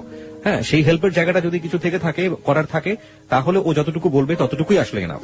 আমরা ওই শ্রদ্ধার জায়গাটুকু যিনি গেস্ট হয়ে আসেন, অতিথি হয়ে আসেন, তার প্রতি যেন বজায় রাখি। জি প্লিজ, তারপরে বলুন। তারপর আমি মানে যে কাজে বাসা থেকে বের হয়েছি ওই কাজে চলে যাই। তো চলে যাওয়ার পর এইভাবে চলতে থাকে কিছুদিন। তো 31st নাইট আমি সন্ধ্যার পরে বাসায় ফিরছি। তো আমি কিছু চকলেট কিনি। তো চকলেটের দোকানে যাওয়ার আগেই ও বলতেছে যে আজকে বলে দেব নাকি সামনের বছর পর্যন্ত ওয়েট করব। তো ও বলতেছে, তখন আমি চকলেট কিনে আসার সময় ওর হাতে ওর একটা চকলেট মানে দূর থেকে এভাবে ধরে দিছি, দিয়ে বলতেছি যে কারোর জন্য কি কখনো কিছু ওয়েট করে, সবকিছু সময় মতোই বলতে হয়। আর এই যে একটা বছর গেছে গিয়ে, এরকম একটা বছরের মতো একটা জীবনও চলে যেতে পারে। সো কারোর জন্য কখনো কিছু ওয়েট করানো উচিত না। যেটা আমার বলার বা যেটা আমার করার সেটা জাস্ট টাইমেই করা উচিত। তো ওই কথাটা বলার পর আমি এই কথাটা বলে আমি সাথে সাথে কিছু না বলে সাথে সাথে চলে আসতেছি। ও আমার পিছনে আসতেছে। তো আসে আমার বাসার গলির মধ্যেই, মানে যে বাসা আমি যাবো ওই বাসার গলির মধ্যে ও বললো যে জাস্ট 1 মিনিট একটু দাঁড়ান। তো আমি দাঁড়াইলাম, দাঁড়ানোর পরে বলতেছে আপনার নামটা জানতে পারি? তো আমি আমার নামটা বললাম। বলার পর ও বলতেছে যে আপনার ফোন নাম্বারটা জানতে পারি? সরি, আমার ফোন নাম্বারটা তো দেওয়া যাবে না। পরে বলতেছে যে এই চকলেটটা নিয়ে যান, আজকে যদি আপনার ফোন নাম্বারটা আমাকে দিতেন সেটাই আমার জন্য বড় গিফট হতো। আমি বললাম যে আমি চকলেটটা নিয়ে যে আপনি ব্যাগ দিয়ে নিয়ে যেতে পারি, বাট আমি আমার ফোন নাম্বারটা দিতে পারবো না। তো বলতেছে দিবেন না? আমি বলতেছি না, ফোন নাম্বারটা দেবো না। পরে বলতেছে চকলেটটা দিয়ে দিবেন? পরে বলতেছে না, চকলেটটা নিয়ে চলে গেছে। চলে যাওয়ার পর তো 1st জানুয়ারি ওর সাথে আমার দেখা হয় নাই। তো 2nd 3rd জানুয়ারিতে ওর সাথে আবার আমার সাথে দেখা হয়েছে। দেখা হওয়ার পরে দেখা গেছে ও আমি যেই টাইমটা বাসা ফিরি ঠিক ওই টাইমটা স্পেসিফিক ধরে রাখে এবং ওই টাইমটা আমার সাথে কথা বলে। প্রত্যেকদিন যাওয়ার সময় কথা বলে, ও বলে আমিও বলি। মানে ও যেটা বলে আমি ওটা রিপিট অ্যান্সার করি। তো একটা কাগজের মধ্যে 6 জানুয়ারি দিন ও একটা কাগজের মধ্যে ওর ফোন নাম্বারটা লিখে আমাকে দেওয়ার জন্য যায়। তো আমি বলি যে আপনার ফোন নাম্বারটা দিয়ে লাভ নাই, আমি আপনাকে কখনো ফোন করবো না। তো বলে যে তাহলে আপনার ফোন নাম্বারটা প্লিজ দেন। তো আমি নাম্বারটা দেই। দেওয়ার পর আমি বাসায় ঢুকতে না ঢুকতেই ও ফোন করার পর ও বলতেছে যে আমি ওর নাম জিজ্ঞাসা করি। নাম জিজ্ঞাসা করে ওর নাম বলার পরে ও আমারে বলতেছে আপনি কি নার্স? আমি বলতেছি না, সরি আমি নার্স না। মানে আমার অ্যাপ্রনটা দেখে পরে বলতেছে নার্স না, তাহলে কি আপনি? পরে আমি বলতেছি যে আমি পড়াশোনা করি মেডিকেলে। বলতেছে কোন মেডিকেলে পড়েন? তো আমি বলতেছি যে আমি ওই মেডিকেলে পড়ি। তো আমি ওরা জিজ্ঞাসা করতেছি যে আপনি কি করেন? বলতেছে যে আমি পড়াশোনা করি। আমি কোথায় পড়ি? বুয়েটে পড়ি। ওকে। তো আমি মনে করলাম বুয়েটে পড়ে, কথা বলি। ওর কথাগুলো খুব মানে ইনোসেন্ট লাগতো। মনে হয়তো যে খুব মারপ্যাচ নেই, খুব ইজি কথা বলে। তো আমি কথা বলছি। 1st দিন কথা বলার পরে ও 2nd দিন আমাকে অফার করলো আপনি আমার সাথে বিয়েতে যাবেন। তো আমি বললাম যে আচ্ছা যাবো। মনে এরকম শীতকাল, জানুয়ারি তো শীতকাল। তো বলতেছে যে আচ্ছা ঠিক আছে, আমি যাওয়ার সময় আপনাকে ফোন দিলে আপনি বের হইন। তো আমি মনে করছি যে মনে এমনিতেই ফান করতেছে। তো কিছুক্ষণ পর আবার ফোন দিয়ে বলতেছে না আপনাকে তো নিয়ে যাওয়া যাবে না, নিয়ে গেলে অনেক ছেলেরা ওইখানে থাকবো, জিজ্ঞাসা করবো এটা কে, তখন আমি কি বলবো? তখন আমি হাসি যে নিজেই বললো আবার নিজেই এই কথা বলতেছে। আপনি ইয়েস বলেছিলেন কোন সাহসে? কারণ আপনি তো এমন একটা বাসায় থাকেন যেখান থেকে না আমি যাব না সেটা আমি শিওর ছিলাম যে আমি ফান করে আপনি আমি বুঝছিলাম, কারণ ওর কথাগুলো বললাম না খুব ইনোসেন্ট, সাহসের খুব অভাব ছিল ওর মধ্যে। সাহসের খুব অভাব। ও তখন আমি হাসি, হাসার পরে আমি বলতেছি আচ্ছা ঠিক আছে আপনি যান, আমি এমনিতেও যাব না, এমনিতেও আপনার সাথে আমার 1st পরিচয়, আর তাছাড়া আমি কোথাও যাই না, আমি এমনিতেও যাব না, আপনি যান এনজয় করেন। পরে ও বিয়েতে গেল, বিয়ে থেকে আসলো, আসে আবার রাত্রে আমাকে ফোন করলো। ফোন করার পর আমি ওর সাথে 1 মিনিট 2 মিনিট কথা বলি। তো এইভাবে 3-4 দিন কথা বলার পর জাস্ট রাত্র যখন 12টা, 12:15, 1টা বাজে, তখন ও আমার সাথে কথা বলে 2 মিনিট, 1 মিনিট, 3 মিনিট এরকম কথা বলে এবং খুব একটা অস্থির একটা ভাব প্রকাশ করে। মানে আমার মনের মধ্যে খুব কনফিউশন হয়, এরকম অস্থির কেন? তো এবং কি যেন বলে মোমবাতি, মোম। তো আমি করি যে ও কি কোনো নেশা টেশা করে রাত্রে? একটা নেশাগ্রস্ত মানুষের কথা যখন তার ফিল হয় যে সে নেশা করা উচিত বা করবে, তখন একটা মানুষের বিহেভিয়ার দেখলেই বোঝা যায়। তো ওর এরকম অস্থির ভাবটা আমার কাছে খুব লাগে। তখন আমি কিউরিসিটি জাগে যে কি করে ও কেন ও আমার সাথে 2-1 মিনিট কথা বলে রাখা দেয় বা এমন অস্থির অস্থির কেন?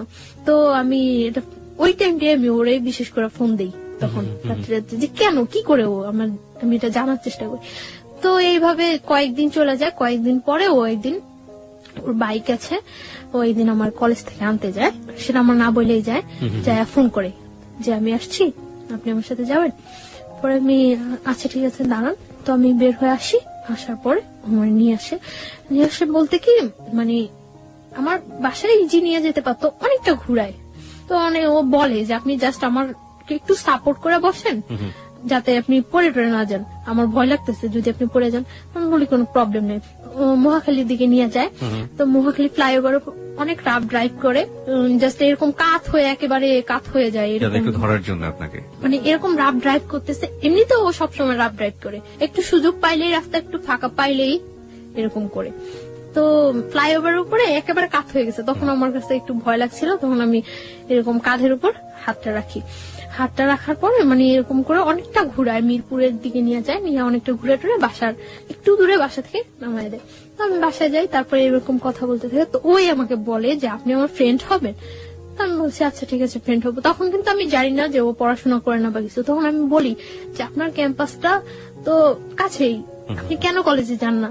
তো বলে এই সমস্যা ওই সমস্যা, মারামারি করছে, এটা হয়েছে ওইটা হয়েছে, কিন্তু ও বলে না যে ও পড়াশোনা করে না বা করেই নেই, ওইটাও বলে না। তো তারপর ও এইভাবে চলতে থাকে, কিছুদিন যায়, ও বলে যে আপনি আমার ফ্রেন্ড হন। তো আচ্ছা ফ্রেন্ডশিপ করলাম ওর সাথে। ফ্রেন্ডশিপ করার পরে মানে কয়েকদিন যায় ভালোই। তো ও বলতেছে যে ফ্রেন্ড থেকে তারপরে চিন্তা পরে করবো, আগে ফ্রেন্ড। আপনার বাসায় বুঝতে পারতাম না এগুলো, যে আপনি যেখানে আছেন যেভাবে আছেন, আপনার তো যিনি আপনাকে জোর করে বিয়ে করেছেন তারও তো বোঝার ব্যাপার ছিল, সেও বুঝতে পারতো না? কেউ বুঝতে পারতো না। আমি সবসময় মানে আউটসাইডে, বাইরে গিয়ে ওর সাথে বেশি কথা বলতাম, আর রাতে 2-1 মিনিট কথা বলতাম। তো একদিন আমরা ধানমন্ডি লেকে নিয়ে যায় আমাকে কলেজ থেকে, মানে কথা বলতে থাকে। তো কথার মধ্যে আমি হঠাৎ দেখি ও সিগারেট খাচ্ছে। তো তখন আমি ইয়ে করি যে ও স্মোক করে। তো আমি ওর কথার মধ্যে জিজ্ঞাসা করি যে আপনি কি কোনো নেশা করেন, ড্রাগস নেন বা অ্যাডিক্টেড আপনি? পরে বলতেছে যে হ্যাঁ। পরে আমি বলতেছি যে কেন? পরে বলতেছে যে আমার লাইফে একটা কষ্ট আছে, তার জন্য। তো আমি বলতেছি কি কষ্ট? তো বলে যে একটা মেয়ের সাথে আমার অ্যাফেয়ার ছিল, তো মেয়েটা আমার ছাইড়ে চলে গেছে, তারপর থেকে আমি ইয়ে করি। তারপর মানে এই কথা বলে। তো আমি বলতেছি যে মেয়েটা চলে গেছে তার জন্য আপনি এইভাবে ড্রাগ নিচ্ছেন, এটা কিন্তু ঠিক না। এইভাবে ও কথাটা বলছে, আমার কাছে খুব খারাপ লাগছে। তারপর আমি ওর সাথে ভালো ফ্রেন্ডশিপ করি, প্রায় প্রত্যেক দিনই কথা বলি, সকালে যাওয়ার সময় কথা বলি, বিকালে আসার সময় কথা বলি। তো ও দেখা গেছে মানে আমার বাসার সামনে দিয়ে যাওয়ার সময়, মানে যেতে হলে আমার বাসার সামনে দিয়ে যেতে হয়, আর আমার আসতে হলে ওর বাসার সামনে দিয়ে আসতে হয়। মানে যাচ্ছে আমাকে দেখে যাচ্ছে, আসছে আমাকে দেখে আসছে, এভাবে চলতে থাকি কিছুদিন। তারপরে কিছুদিন চলার পরে একদিন আমি মানে আমার মার সাথে কথা বলি। আমি মার সাথে কথা বলার পর আমার মন খুব খারাপ থাকে। তখন মার্চের 7 তারিখ, 8 তারিখ থেকে আমার পরীক্ষা, 3rd সেমিস্টার। তো আমি ইয়ে করি, মার সাথে কথা বলার পরে মানে আমার মন খুব খারাপ থাকে। খারাপ থাকার পর আমি ওরে ফোন করি, আমার সাথে মুভি দেখবেন? পরে বলতেছে হ্যাঁ দেখবো। পরে আমি বলতেছি আচ্ছা ঠিক আছে। তখন বাজে 12:30 দুপুর। হ্যাঁ দুপুর, আমরা 3টার দিকে মুভি দেখবো। এই করি। পরে ও অনেক ফ্রেন্ডদের ফোন দেয় ওর, যে কোন হলে মুভি দেখা যায়, মুভি দেখার মতো কোন ভালো পরিবেশ আছে। তখন মানে স্টার নেটফ্লিক্সে। তো সিটিতে নিয়ে আসে আমাকে, বাসা থেকে বের হই 2টার দিকে। তো আস্তে আস্তে আসার পরে লাল টিপ মুভিটাই হয়। আসার পরে টিকিট পাই না, আমরা টিকিট পাই না। তো আমি ওই দিন অনেক জেদ করি যে আমি আজকে মুভি দেখবই। আমার কাছে খুব খারাপ লাগতে থাকে, মানে ও কোনো ফ্যাক্ট না, আমি যে ওর সাথে ঘুরতেছি বা মুভি দেখতেছি এটা কোনো ফ্যাক্ট না। আমার মনের মধ্যে ওই ইয়াটাই থাকে যে আমার মার সাথে আমি কথা বলছি, ওই ব্যাপারটাই আমার মনের মধ্যে সবসময় কাজ করতে থাকে। টিকিট পায় না, টিকিট না পাওয়ার পরে 7টা শো টিকিট ইয়ে করে, আচ্ছা প্রবলেম নেই 7টাই দেখবো। টিকিট কেনার পরে এখন এখানে গিয়ে এতক্ষণ ওয়েট করবো। তো ও আমাকে বাইরে নিয়ে যায় বাইক দিয়ে, একেবারে টিএসসি ভার্সিটি টার্সিটি হয়ে একেবারে ওইদিকে জগন্নাথ কলেজ টলেজ ওইদিকে ইয়েটি হয়ে ঘুরায়। তো ঘোরানোর পরে গোলা কিনে আমি তো গোলা খাই। গোলা খাওয়ার পরে ও শহীদ মিনারের ওইখানে বসে, ও বাইকের উপরে বসে, আমি শহীদ মিনারের যে আছে প্রাচীরটা আছে সাইডে একেবারে ওইখানে বসে। স্যান্ডেল খুলে বসছিলেন না স্যান্ডেল না মানে পা ঝুলে, পা Okay. ওই পাশে ঝুলে। শহীদ মিনার সম্পর্কে আপনারা মাঝে মাঝে এই ধরনের পত্রপত্রিকায় আমরা ইনফরমেশন গুলো পাই, যারা ওখানে বসেন, কাপল বসেন আর নর্মাল মানুষ বসেন, যাই বসেন না কেন, শুধুমাত্র 21শে ফেব্রুয়ারির দিন ছাড়া আর এই ফেব্রুয়ারি মাস ছাড়া বাকি দিনগুলো আসলে আমাদের শ্রদ্ধা থাকে না, আমরা স্যান্ডেল সহ উঠে যাই, যাচ্ছে তাই একটা পরিবেশ থাকে। কর্তৃপক্ষ যারা আছেন তারা তার দৃষ্টি রাখেনি না, কর্তৃপক্ষের কথা বাদ দিলাম, আমাদের অন্তরের জায়গা হচ্ছে ওটা, সেই অন্তরকে যেন আমরা শ্রদ্ধা করি, এমন কোন অ্যাক্টিভিটিস ওখানে না করি। যাই হোক, হ্যাঁ, তারপর আপনি যেটা বলছিলেন। তারপর বসার পরে কথা টথা বলি, অনেকক্ষণ কথা টথা বলার পর আমরা আবার ব্যাক করি। ছবি টবি দেখেছিলেন দুজনে হ্যাঁ, একসাথে? হ্যাঁ। মুভি দেখছিলাম, আমি মুভি দেখতেছিলাম খুব মনোযোগ দিয়ে কি মুভি ধরনের কথা দেখতেছিলাম। হতো ওই সময় আপনাদের মধ্যে? জাস্ট এই কথা ওই কথা, ওইটা করছে ওইটা করছে এটা করছে এরকম। তো ও কখনো আমার সম্পর্কে জানতে চায়নি, আমার ফ্যামিলি ব্যাকগ্রাউন্ড বা কখনো জানতে চায় না। আর আমি আমার ফ্যামিলি ব্যাকগ্রাউন্ড ওর কাছে সব সত্যই বলছি। ফ্যামিলি বলেছেন, বাট আপনার যে বিয়েটা হয়েছে শুধু এটাই বলি, এই পার্টটা আপনি বলেন। এই পার্টটা বলিনি। তো আমি এখানে কোথায় থাকি সেটাও ও কখনো আমার কাছে জানতে চায় না। আমরা মুভি দেখি, আমি মুভিটা খুব মনোযোগ দিয়ে দেখি এবং ভালো লাগে আমার কাছে মুভিটা। আর ও মুভি দেখে না, ও এখানে বসে আমাকে দেখে। তা আমি বের হয়ে ওরে বলতেছি যে মুভি কেমন লাগলো, বলতেছে আমি কি মুভি দেখছি নাকি? আমি তো কি দেখছেন? আমি তখন দেখছি যে আপনি কিভাবে মুভি দেখেন। ওকে ওকে, তারপর মানে বাসায় চলে যাই। বাসায় চলে যাওয়ার পর মানে আমরা বাইরে খাইটা বাসায় চলে যাই। চলে যাওয়ার পর ও রাত্রে আমাকে 1:30টার দিকে ফোন দেয়, আমি পড়তে থাকি, তখন ফোন দেয়। ফোন দিয়ে ও আমাকে মানে একসাথে মনে হয় যে আমরা শীট টিট দেখে মুখস্থ করে পড়া বলি না টিচারদের কাছে, একসাথে ওরকম মনে হয় যেন কোনো শীট টিট মুখস্থ করে একসাথে ও আমাকে বলে যে আমি তোমাকে পছন্দ করি, এরকম এরকম এরকম সব একসাথে এক চান্সে মুখস্থ করলে এক চান্সে মুখস্থ। তো আমি আশ্চর্য হয়েছি যে এইটা ছোটবেলা আর পিছনের বাড়ি থেকে মা চিল্লাতো, এই পড়িস না কেন, ওরকম ছোটবেলার কথা মনে পড়ে গেল আপনার কথা। হ্যাঁ, একসাথে বলতো। আমি কি আশ্চর্য, এটা কি কোনো বলার ওয়ে? তো আমি চুপ করে থাকি। পরে বলতেছে তুমি আমার পরে জানাও। তুমি বলছো তখন? হ্যাঁ, তুমি আমার পরে জানাও। তো আমি কিছু বলি না, চুপ করে থাকি, কেটে দেই ফোন। তারপরেও আমাকে যখন ফোন দেয়, ফোন দিয়ে বলে যে আমি আপনি করে বলি। তো বলতেছে যে আপনি করে বলো কেন, তুমি করে বলো, পসিবল না। বলতেছে যে তুমি করে বলো, তুমি করে। এভাবে কয়েকদিন যাওয়ার পর আমি ওকে তুমি করে বলা স্টার্ট করি। ও দেখা গেছে তুমি আপনি মিশ্রণ হয়ে যায়, মিশ্রিত ভাষায় কথা বলতেছি। তো ও হাসতো মিশ্রিত ভাষায়। এইভাবে কয়েকদিন যায়, যাওয়ার পরে মানে ওর সাথে এক পর্যায়ে কি রিলেশন হয়ে যায়, অ্যাফেয়ার হয়ে যায় আমার সাথে। এবং ওর কথাগুলি আমার খুব ভালো লাগে, যখন কথা বলে আমার খুব ভালো লাগে। আমি অবাক হয়ে তাকিয়ে থাকি যে ও কথা বলে, কিন্তু খুব স্বাভাবিক ভাষায়, সাবলীল শুদ্ধ ভাষায় কথা বলে তা কিন্তু না, নর্মাল কথা বলতেছে, কিন্তু আমার কাছে খুব ইনোসেন্ট লাগে। ওকে, তার জন্য আমি ওর কথায় খুব ইয়ে হয়ে যায়। কিন্তু ও যে মানে ফলস বলতেছে, মিথ্যা বলতেছে, আমি ফিল করি, এটা আমি অনেক কিছু আমি ফিল করতে পারি। মিথ্যা বলছে আপনি ফিল করতে পারছেন? ফিল করতে পারি, কিন্তু আমার কাছে তারপরেও ভালো লাগে এই কথাগুলো।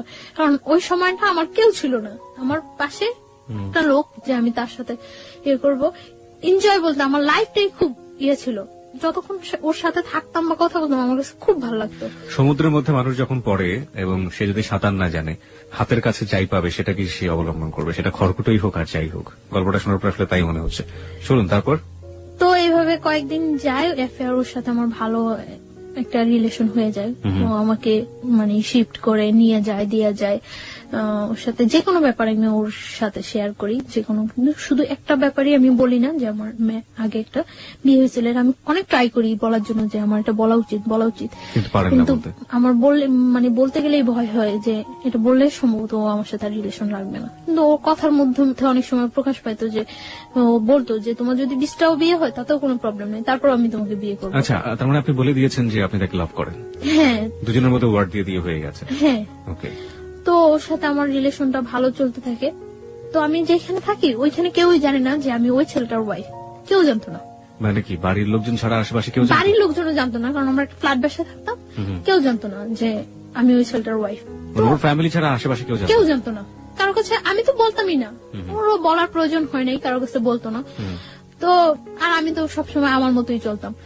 ওই এলাকার অনেকেই জানে যে ওই ছেলেটার সাথে আমার সাথে রিলেশন হয়, রুমেলের সাথে আমার সাথে রিলেশন, এটা ওই এলাকার অনেকেই জানে। আপনার তথাকথিত হাজবেন্ড যদি বলি জোর করে যে বললো, ও জানতো না? সব জানলে তো ওরও জানার কথা। ও পরে জানতে পারে। ওকে, যাই আমরা সিরিয়ালে যাই। তারপর কিছুদিন যাওয়ার পরে মানে ওদের বাসার সবাই, আমি যে বাসা থাকি ওই বাসার সবাই বেড়াইতে যায়। আমি যাই না। কোথায় বেড়াতে যায়? গাজীপুর। মানে ওরা ফ্যামিলি মিলে একটা কোথাও বেড়াতে যায়, আপনি যান না? ওকে, আমি যাই না, আপনি থেকে যান। আমি থেকে যাই। এর মধ্যে ও আবার বাইক অ্যাক্সিডেন্ট করে। বাইক অ্যাক্সিডেন্ট করার পরে ওর একটা ফ্রেন্ডের বাসায় কাছেই, ওর ফ্রেন্ডরা সবাই জানতো, সবাই আমাকে চিনতো, তো কাছে ওর ফ্রেন্ডের বাসা। ওর ফ্রেন্ডের বাসায় কেউ থাকে না, সবাই বাড়িতে গেছে সবাই। তো ওর ফ্রেন্ডের বাসা প্রত্যেকদিন যায় আমি ওরে দেখে আসতাম। তো এর মধ্যে 26 মার্চ যেদিন বিকালে আমি আমার একটা ফ্রেন্ডের বাসায় গেছি। তো ওর কাছে এটা খুব খারাপ লাগছে যে আমি অ্যাক্সিডেন্ট করছি আর ও মনে হয় ঘুরতেছে। তো আমার ফোন দিয়ে বলতেছে ভালোই তো ঘুরতেছো। আমি বলবো ঘুরতেছি, আমি জাস্ট কিছু শীট বই টই নিয়ে ওর বাসায় গেছিলাম। তো আমি চলে আসি, চলে আসার পর আমি বলতেছি যে কোথায়, এখন তো তোমার সাথে আর দেখা করবো না। আমি কেন, আমি এখন এত কষ্ট করে চলে আসছি আর এখন দেখা করবো না মানে? পরে বলতেছে আচ্ছা ঠিক আছে তুমি বাসায় যাও, আমি তোমার ফোন দিচ্ছি। তো আমি বাসায় গেছি, তারপর ফোন দিচ্ছি সন্ধ্যার পর। তো সন্ধ্যার পর ওর ওই ফ্রেন্ডের বাসায় গেছি, যাই কিছুক্ষণ গল্প টল্প করার পর আবার আমি বাসায় চলে আসছি। তো প্রত্যেক দিনই আমি রাতে যাওয়ার সময় ওর ওই ফ্রেন্ডের বাসায় যা ওরে দেখে যেতাম। ও অ্যাক্সিডেন্ট করছে, ওর পায়ে ব্যান্ডেজ ট্যান্ডেজ করা ছিল, শরীরে বিভিন্ন ইয়েতে ব্যান্ডেজ করা ছিল, ছুলে টেলে গেছে। তো আমি ওই দিন প্রত্যেক দিনই ওরে দেখে যেতাম। এর মধ্যে ওরা যেদিন গাজীপুর গেছে ওই দিন তো আমি বলছি যে আমার বাসায় কেউ নেই। পরে বলতেছে যে আচ্ছা তুমি আসবা, এই বাসায় আসবা? পরে আমি বলছি আচ্ছা আসবো। তো ওই বাসায় গেছি, তো রাত্র হয়ে গেছে, প্রায় 11টা বেজে গেছে।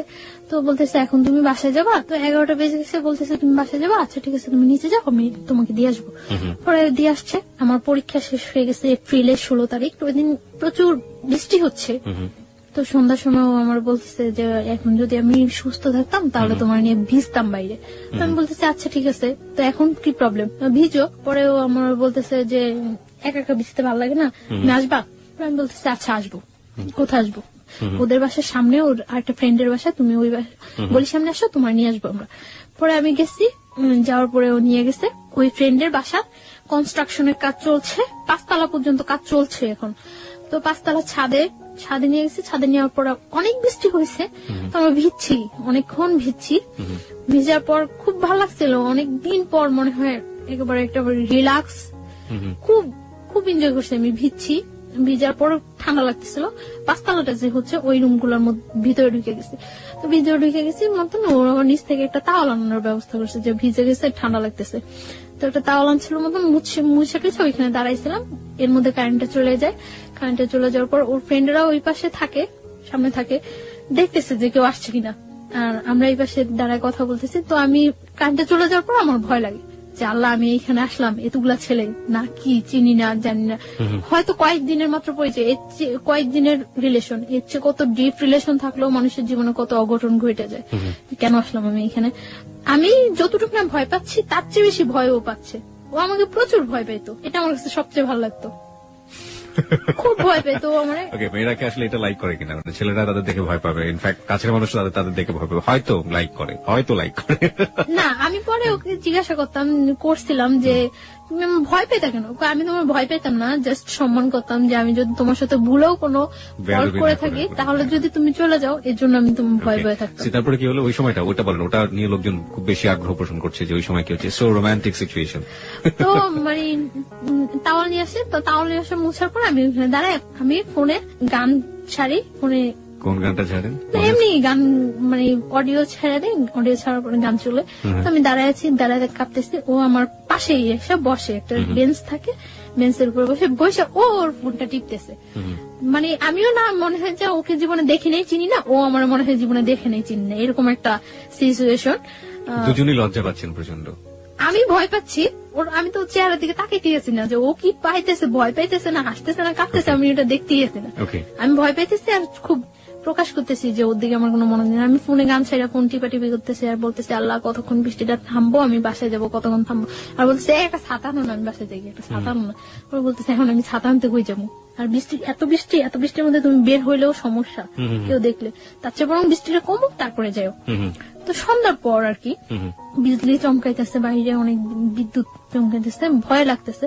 যখন দাঁড়ানোর পর বৃষ্টিটা আস্তে কমে গেছে। বৃষ্টিটা কমে যাওয়ার পর আমি বলতেছি যে আমি চলে যেতেছি। মানে আমি যখন যাচ্ছি তখন আমার হাতে টাচ করছে, এই ফার্স্ট হাতে টাচ করছে।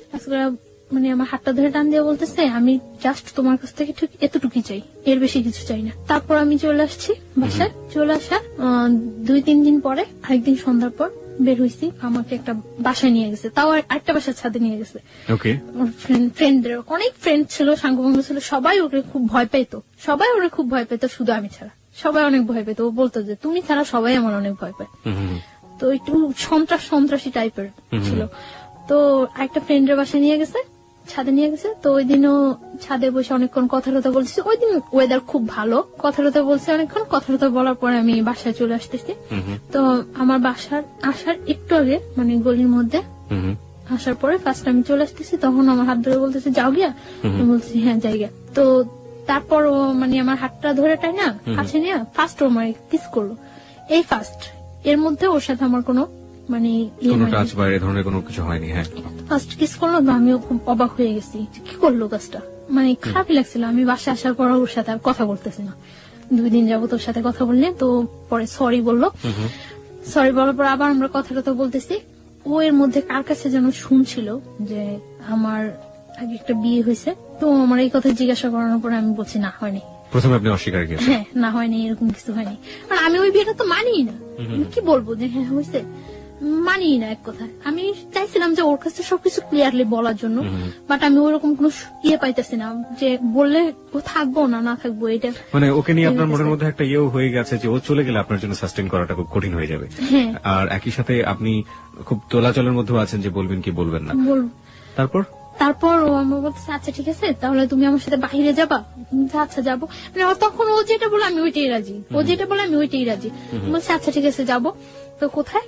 আচ্ছা কক্সবাজার। আমি বলছি আচ্ছা ঠিক আছে যাবো, আগে বিয়ে করতে হবে। আপনি বললেন ওকে যে আগে বিয়ে করতে হবে? হ্যাঁ, বিয়ে না করলে আমি তোমার সাথে কক্সবাজার যাবো কেন? আশ্চর্য, তুমি কে?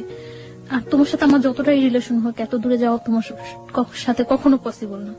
তখন আমি জানতে পারি যে ও পড়াশোনা করে না। কিভাবে জানলেন?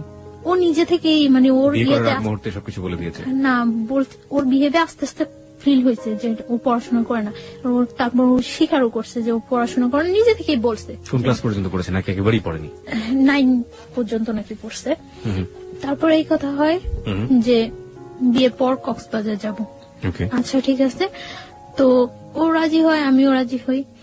তারপর আমরা একটা মসজিদে, কিছু ফ্রেন্ড সময় একটা মসজিদে হুজুরের মাধ্যমে বিয়ে করি। এবং আপনি তখনও জানালেন না যে আপনি বিবাহিত? না, তখন আমি জানাইনি যে আমি বিবাহিত। তো তখন ও শুনে, একটু শুনে। তো ওর বাসা থেকে আমার বাসাটা ডিফারেন্স ছিল, আমি যে মাঝখানে 2টা বাসা। তো আমার মনের মধ্যে সবসময় এটা হতো যে ও যেহেতু আমাকে পছন্দ করে, আমার সাথে ওর অ্যাফেয়ার, ওকে আমার সম্বন্ধে খোঁজ খবর না নিছে, আর তাহলে ও কেন বলে এটা যে হ্যাঁ তোমার 20টা বিয়ে হলো, আমি তোমাকে বিয়ে করবো। একটা প্রস্টিটিউট গালে কি কেউ বিয়ে করে ভালো করে না? তো ও সবসময় এই কথাগুলি বলতো। তার জন্য আমার মনের মধ্যে আরো হতো যে ও সম্ভবত জানে। তারপর হুজুর আমাদের বিয়ে পড়ানোর পরে কাগজ টাগজ সবকিছুই হয়। বিয়ের পর আমরা কক্সবাজার যাই, আমি ওর সাথে কক্সবাজার যাই। ও তখন আমাকে বিলিভ করে না, জাস্ট করে ঠিক আছে। ওর মনের মধ্যে একটা থাকে যে ওর অনেক শত্রু থাকে, থাকে যে আমি ওর কোনো ক্ষতি টতি করার জন্য কেউ আমাকে সেট করলো নাকি। আচ্ছা আমাকে একটু বলেন তো, আপনি যে এত বড় একটা রিস্ক নিলেন, আপনার আগের যে হাজবেন্ড ছিল, হাজবেন্ড আসলে আপনার দিক থেকে না হলো তো যে কাগজে কলমে হয়ে গিয়েছে আপনার সাথে, হাজবেন্ড জোর করেই করেছে, তো সেও তো ব্যাপারটা জানে না তখনও? না, জানে না। তো আপনার কি মনে হয়নি কখনো যে আপনি যে রিস্কটা নিচ্ছেন, যে ঝুঁকিটা নিচ্ছেন, এটা এক ধরনের আপনাকে ডিজাস্টার করে দিবে বা একটা বড় ধরনের সমস্যায় ফেলবে? আমার তখন ওর ছাড়া আমার মাথার মধ্যে কিছুই ছিল না। আর ও যেটা বলতো আমি ওটাই হ্যাঁ, ও যেটা বলতো না করতো ওইটা না। এবং আমার সবসময় ছিল যে যাই হোক আমার ওকে প্রয়োজন আমার। এবং যেটা হয়েছে যে আপনার আশঙ্কা হয়েছে যদি আমি বলি আমি বিবাহিত, যদি ওকে হারাই, এবং সেই কারণে আপনি গোপন করে গেছেন, তাই তো? গোপন করে গেছি। ওকে, যান। তারপর আমরা কক্সবাজার যাওয়ার জন্য বাসে উঠি। বাসে উঠার পর ও আমার ফোনটা নিয়ে অফ করে দেয়, কারণ ওর মনের মধ্যে একটা শঙ্কা থাকে যে কেউ আমাকে আবার ওর কাছে পাঠাইলো নাকি, সেট করলো নাকি। কারণ ও বিভিন্ন সাইডে ও অ্যাডজাস্ট। ওকে। তার জন্য মানে আমি ওগুলো কিছুই জানতাম না যে আগে। ও আচ্ছা, বিভিন্ন সাইডে অ্যাডজাস্ট। সুতরাং ওর মনে আশঙ্কা হয়েছে যে কোনোভাবে গোয়েন্দাগিরি করুক বা কোনো ধরনের ক্ষতি করার জন্য ওকে ইনভলভ করে দিল কিনা, হ্যাঁ এই ধরনের। তার জন্য ও তখন মানে কাবিন করে করে নেই, রেজিস্টার করে বিয়েটা করেনি, শুধুমাত্র মসজিদে গিয়ে বিয়েটা করেছে, হুজুর দিয়ে করে বিয়ে করছে যে ও কক্সবাজার যাওয়ার পর শিওর হবে যে ও কোনো ক্ষতি করবেন না আপনি। হ্যাঁ, আমরা বাসে যাই, যাওয়ার পরে তো তারপর হোটেলে উঠি। দিন আমরা বিকালে সি বিচে ঘুরি। সি বিচে ঘুরে আসার পর রাত্রে ওর সাথে আমার কথা হয়। মানে তখন তো আমরা হাজবেন্ড ওয়াইফ শরীয়ত মতে, হাজবেন্ড ওয়াইফ। তো ফার্স্ট রাত্রে অনেকক্ষণ কথা হওয়ার পর তারপর খুব জার্নি করে যাই তো, প্রায় মানে যেখানে আমরা কক্সবাজার পৌঁছানোর কথা সকালে, ওইখানে আমাদের প্রায় 3:30 4টা বেজে যায় কক্সবাজার পৌঁছাতে, এবং যাওয়াটা খুব জার্নি হয়ে যায়, এবং যে পথের মধ্যে বাস নষ্ট হয় অনেক, তার জন্য মানে তোকে সময় লেগে যায় অনেক। হ্যাঁ, খুব ক্লান্ত লাগে, তো আমরা শুয়ে পড়ি। এর মধ্যে ফার্স্ট আমার সাথে রিলেশন, ফিজিক্যাল ইন্টিমেসি বা যেটা বলি শারীরিক সম্পর্ক হয়। তো মানে আমি ওটার জন্য, এটাই ছিল আপনার জীবনের ফার্স্ট ফিজিক্যাল রিলেশনশিপ, রাইট? ওকে। তো আমি ওটার জন্য প্রস্তুত ছিলাম না। কেন প্রস্তুত ছিলেন না? এটা আমার মনের মধ্যে এরকম কিছু ছিল না। এরপর আপনি একজনকে বিয়ে করেছেন, আপনি তারপর মনের মধ্যে থাকবে না, ব্যাপারটা কেমন হয়ে গেল না? না, আমি এইভাবে চাচ্ছিলাম না। কিভাবে যাচ্ছিলেন? আমি জাস্ট ওর সাথে কোনো সম্পর্ক ছাড়া আমার একটা মেয়ে ওর এত দূরে যাওয়া ঠিক না, তার জন্য আমি ওরা বলছি যে হ্যাঁ বিয়ে করে তারপরে যাব। বাট এইভাবে আমার কোনো ইয়ে ছিল না। আমার কাছে ব্যাপারটা অনেক খারাপ লাগছে, অনেক ভয় পেয়েছি আমি। ভয় পাওয়ার পরে আমি, আচ্ছা, ভয় আপনি ওয়াশরুম প্রসঙ্গে আমরা আসছি, ভয় আপনি কেন পেতেন? মানে ভয় কি আপনি পুরো সিচুয়েশনটাকে পেয়েছেন নাকি ফিজিক্যাল ব্যাপারটাকে পেয়েছেন? কারণ আপনি ডাক্তারি পড়াশোনা করছেন, so you know better. Physical রিলেশনটা চেয়ে আমি সিচুয়েশনটা বেশি ভয় পাইছি। সিচুয়েশনটা আমি বেশি ভয় পাইছি। তো আমি ওয়াশরুমে যাই অনেকক্ষণ কান্না করি, ওয়াশরুমে যাই যে কি করলাম, কি হলো, ঠিক করলাম না ভুল করলাম। আমার মনের মধ্যে সবসময় একটা কনফিউশন থাকতো যে আমি কাজটা কি ঠিক করছি না ভুল করছি। তো বুঝতে পারে যে আমি ওয়াশরুমের মধ্যে কান্না করতেছি। তো আমি অনেকক্ষণ পর যখন দরজা নক করার পর আমি ওয়াশরুমের দরজা খুলি, তো আমার টাওয়াল দেয়। তারপর আমি ফ্রেশ ট্রেশ হয়ে ভিতরে এসে দেখতেছি যে ও হাত কেটে অনেক ব্লাড ইয়ে হয়েছে। তো আমার কাছে আবার অনেক খারাপ লাগে যে ও হাতটা কাটলো আমার জন্য। আমি এই সিনটা তো না করলেও পারতাম না। আমি বুঝতেছিলাম না যে আমি কি করছি, কি করা উচিত, বা আমি ভুল করতেছি না ঠিক করতেছি। শুধু আমার এর মধ্যে আমি একটা জিনিস ফিল করি যে আমি কোনো কিছু না করলে হয়তো বা ও আমার ছেড়ে চলে যাবো। আর ভয় পাইছি, এতটা দূরে গেছি, কখনো যাই নাই ওইখানে, কাউকে চিনি না, তার জন্য অনেকটা ভয় পাইছি। তো তারপর খাবার নিয়ে আসার পর ও নিজে আমার খাওয়াই দেয়। খাওয়াইটাও দেওয়ার পর মানে আমার ইয়ে করে যে সরি, তুমি যে এরকম কান্নাকাটি করবো আমি বুঝি নাই, এটা করে তারপর ইজি হয়ে যায়। তারপর মানে ও আমার অনেক বুঝায়, কান্নাকাটি করে। আমি তারপর ঘুমায় যাই। আমি মানে ঘুমায় যাওয়ার পর ও যে হাত কাটে, তখন আমি দেখি যে হাত কাটে ব্লাড ব্লিডিং হইতেছে। তারপর আমি ওটার ওয়াশ টশ করি, মুছে টুছে দিয়ে ব্যান্ডেজ দিয়ে আমার কাছে, তখন আমার কাছে অনেক খারাপ লাগে যে আসলে মনে হয় ও ইচ্ছাকৃত ভাবে কাজটা করেনি, করলে কি আমার কষ্ট পাওয়াতে কি ও হাত কাটতো। তারপরে ও এখানে থাকি, 4-5 দিন থাকি, আমরা খুব এনজয় করি। এনজয় করলেও ওর মধ্যে একটা মানে কনফিউশন থাকে। আমার মনের মধ্যে তো সবসময় একটা ইয়ে যে আমি কি করতেছি, কোথায় যায় দাঁড়াবো আমার জীবনটা, আমি কি করতেছি এটা। আর আমার মনে হয় যে আমার চোখ বুঝলে শুধু আমি ওরে ফিল করতে পারি, আর কিছুই না। তখন আমি ফিল করতে পারতেছিলাম যে ও যদি যতটা খারাপই হোক আর যতটা পড়াশোনা না করুক, যাই করুক, তারপর আমার মনে হয় যে আমার জন্য ওরে প্রয়োজন। আমি এটা ফিল করতেছি, খুব খুব ফিল করতেছি।